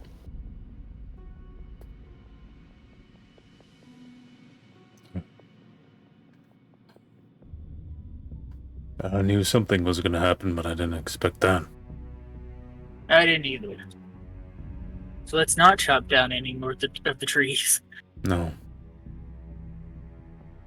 Let's just keep going. Just don't listen to them. As you guys walk forward, you hear, Help us. We're trapped in the tree. I feel like it's lying considering we just chopped down the tree. us. as every passing tree attempts to stop you. Help us. Free me. It's all lies.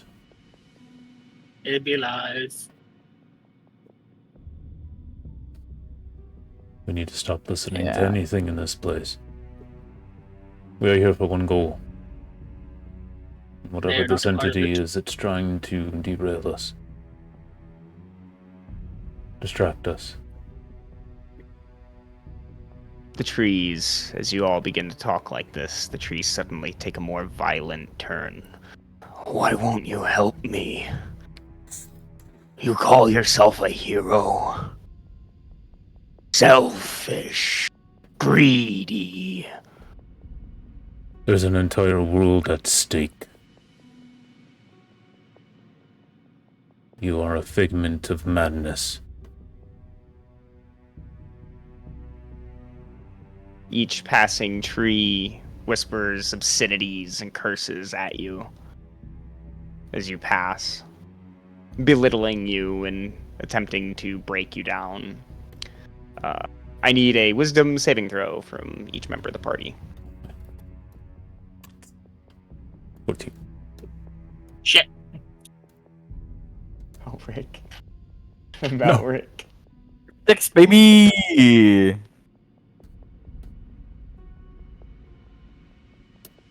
Mallory, you take 5 points of psychic damage. Ooh, Samara, you take 1. Pick one. Yeah, you take 1. Yay! Yippee!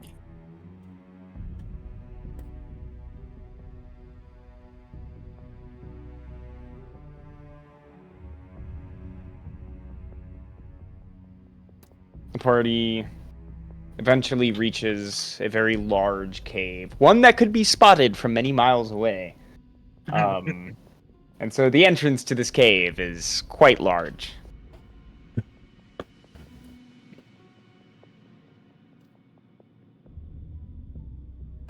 Well, before we go in, I'm going to heal myself because fuck.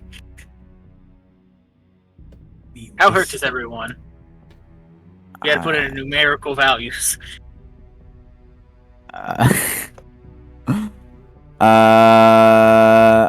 Quite hurt. I'm doing The okay. numerical value of youch. Cool. Casting Prayer of Healing for my second, third level spell slot. We should just long rest. Well, we can long rest afterwards. Let's get in the cave No, first. That's well. I don't know if we should long rest inside the cave. If this is the dragon, if this is the dragon lair, I'm just saying. We should long rest outside the cave. There's no claw marks. But there is the hairs on the back of your neck stand in a very familiar way when you look down into the tunnel, into the dark.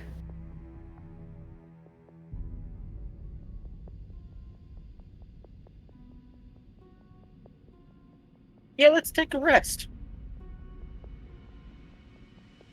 We're gonna need to be well prepared to go in that thing.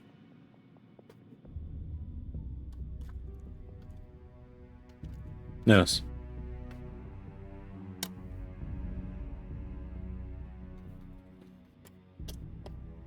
Should prepare ourselves. Yeah, so this should be the time where you guys prepare. Yep. What's the party's plan here? What are you guys gonna do? What's going on? Are Well, spells being switched around, or is that possible? I don't think you guys can do that, can you? No. no. Sadly not. Oof. We just gotta be topped up on spells and healing, you know. Yeah, healing and spells would really be our best thing for right now. Okay, so then really it's just a long rest. You guys are Yeah. kind of just marching in with what you have. Yeah. Yeah. Okay. All right. Fair enough. So.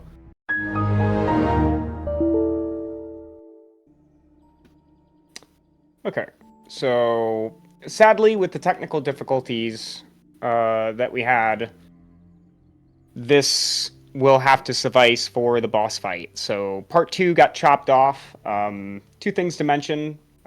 One, we are still learning how this recording software works, all of its little ins and outs. Apparently, OBS has been updated, so that's something that will hopefully not have happen again.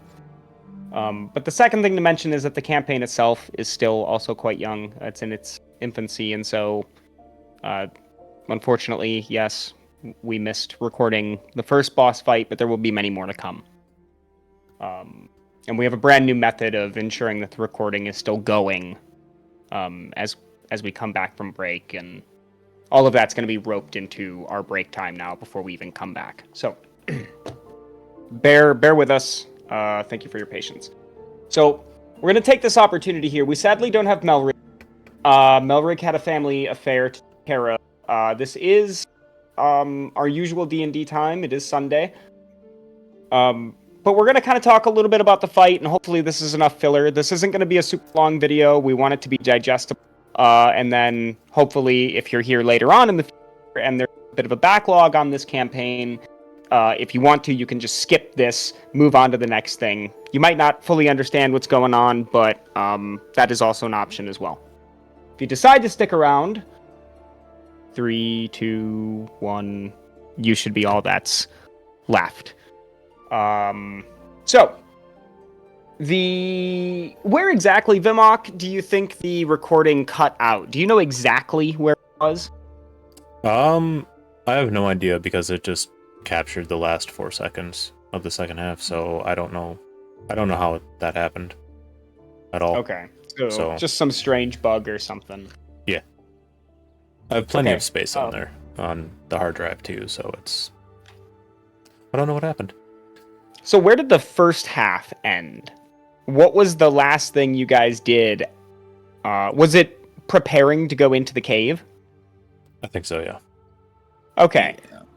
Okay, alright. So the party had traveled across the map, the bloody Underdark map, and they made it to a cave. That cave came out in an entirely different spot, but basically spat them out exactly where they needed to be, which was right outside the entrance to the dragon cave. So, weird roundabout way of saying, yeah, alright, they made it.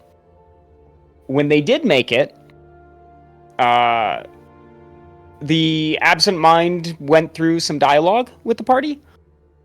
Is there any part of that early dialogue that stood out to you guys? Anything that's worth mentioning?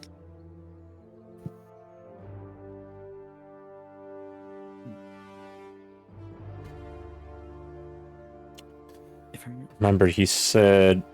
Well, I wrote down, I don't remember very well, my memory fails me sometimes, but I wrote down, they sing their song through you. They cannot touch me. Okay. Of course, the melody they gave you was never theirs to give. Yes. So, Yeah. in that he's talking about the Aethan, the gods, creating us and giving us our breath and voice. Mm-hmm. Yeah, it's a good interpretation. He might have been kind of direct about that. He might not have been. I actually don't remember either. But the absent mind is a... what does the party come up with? They came up with... They had a pretty good idea about what they thought the absent mind was. Samara, maybe do you want to start that off? You were kind of the one who had some initial thoughts. My thoughts on what the absent mind over the past couple sessions has changed a lot, but I think we got to the point now that we basically believe the absent mind is like the mouth of the void itself. It's like a constituent part of the void, which is, I guess it's like the darkness, the absent, the absent space between stars and stuff. It's like one of the first beings to exist, and so the mouth itself is or the absent mind is like, the voice, and the absent space between stars and stuff. It's like one of the first beings to exist, and so the mouth itself is like, or the absent mind is like, the voice, and the the voice and song of the absent mind itself. There are other parts of the void itself trying to reclaim the universe, it seems. And we basically, I guess, fought one of fought its mouth. Yeah. Yeah. Yeah. So I like the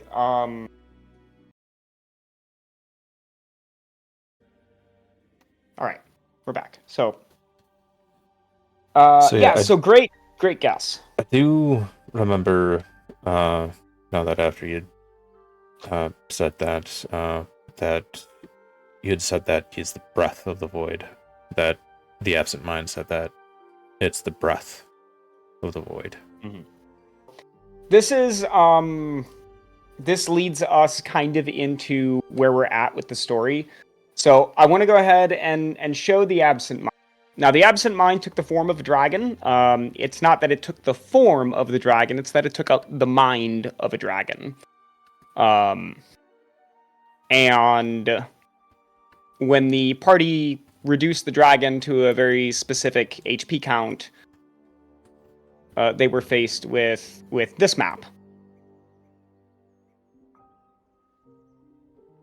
And I've sadly gotten rid of the token for the absent mind.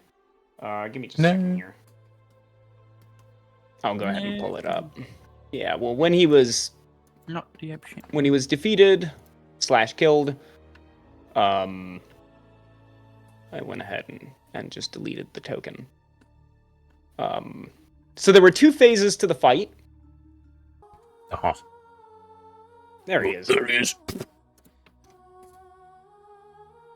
Big man. Big man, Blastoise. Big man. And so this was the creature that the party had to fight down. This is the absent mind in its true form.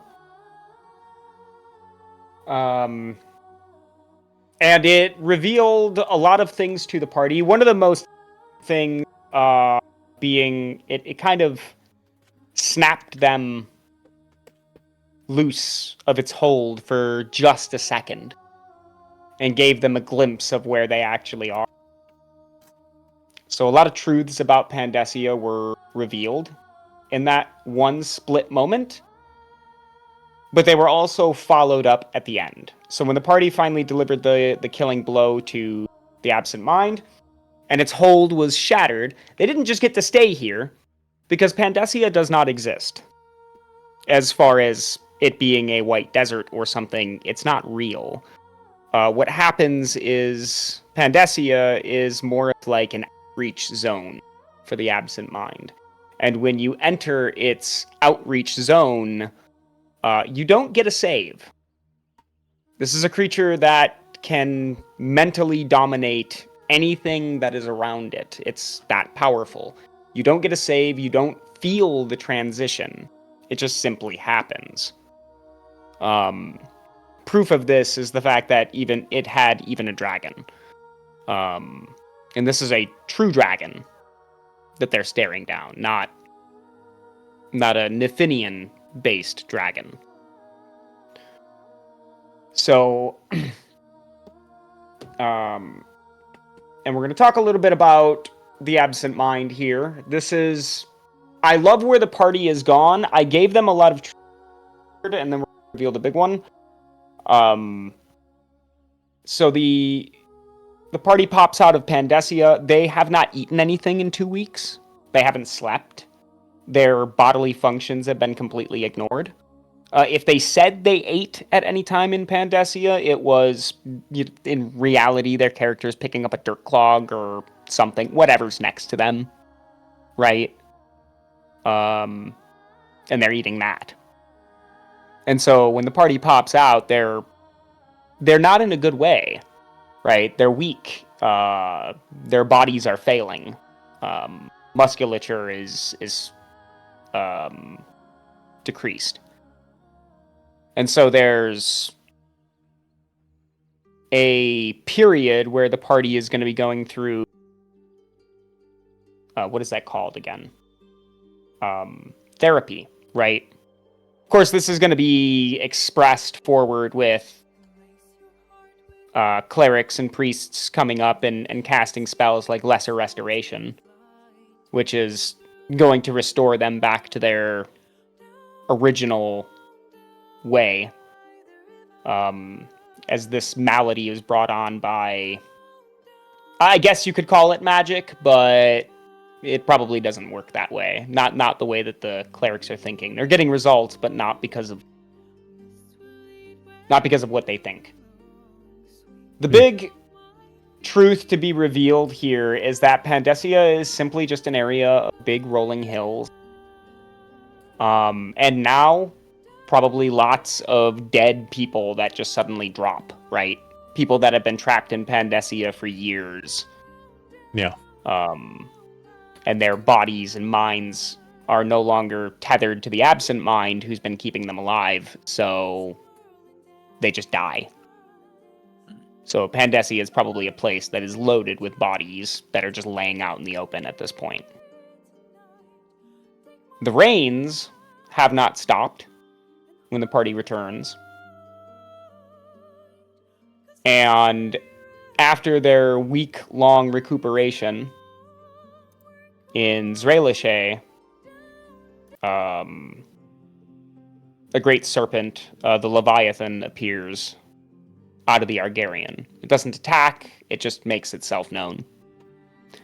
I wish we could go through great detail and descriptions like we did during the session, but again, I want this small video to be digestible. Yeah. So we don't want to carry on too long with the explanations here. We just want to give you a quick recap of what happened and then send you on your way to the next episode, assuming that you're here in the future and it exists yet. If not, and you're joining us week by week, not only myself, but we all apologize for not having that episode up. But if you continue to bear with us, we have learned a great deal, and we're going to be far more vigilant in the future. So, Yes. Does anyone else have anything they want to input about the fight, about the absent mind, stuff that they learned?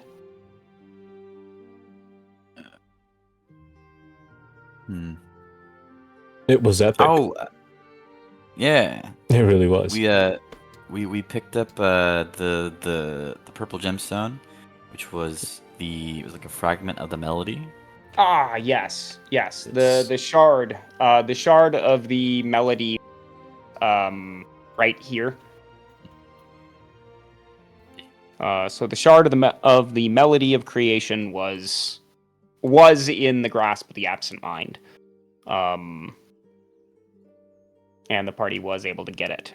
We will be talking. I still haven't figured out exactly what it's going to be. Samara, maybe you and I can maybe we'll think about this over the next week, and we'll come together before the next session, like right before, and we'll discuss maybe what we've come up with. But holding a shard of the melody of creation is supposed to give you a legendary action.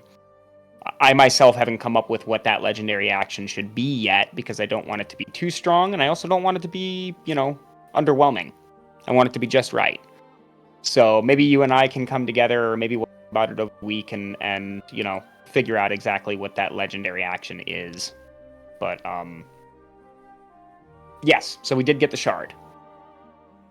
The party was successful in that. Huzzah. Huzzah. But I think that's all I have, and if no thing, I think we'll go ahead and just wrap up this quick recap here, huh? Yeah. All right. Yeah. Well, thanks for joining us for the recap, everyone, and we'll see you in the next one. Get that garbage out of here!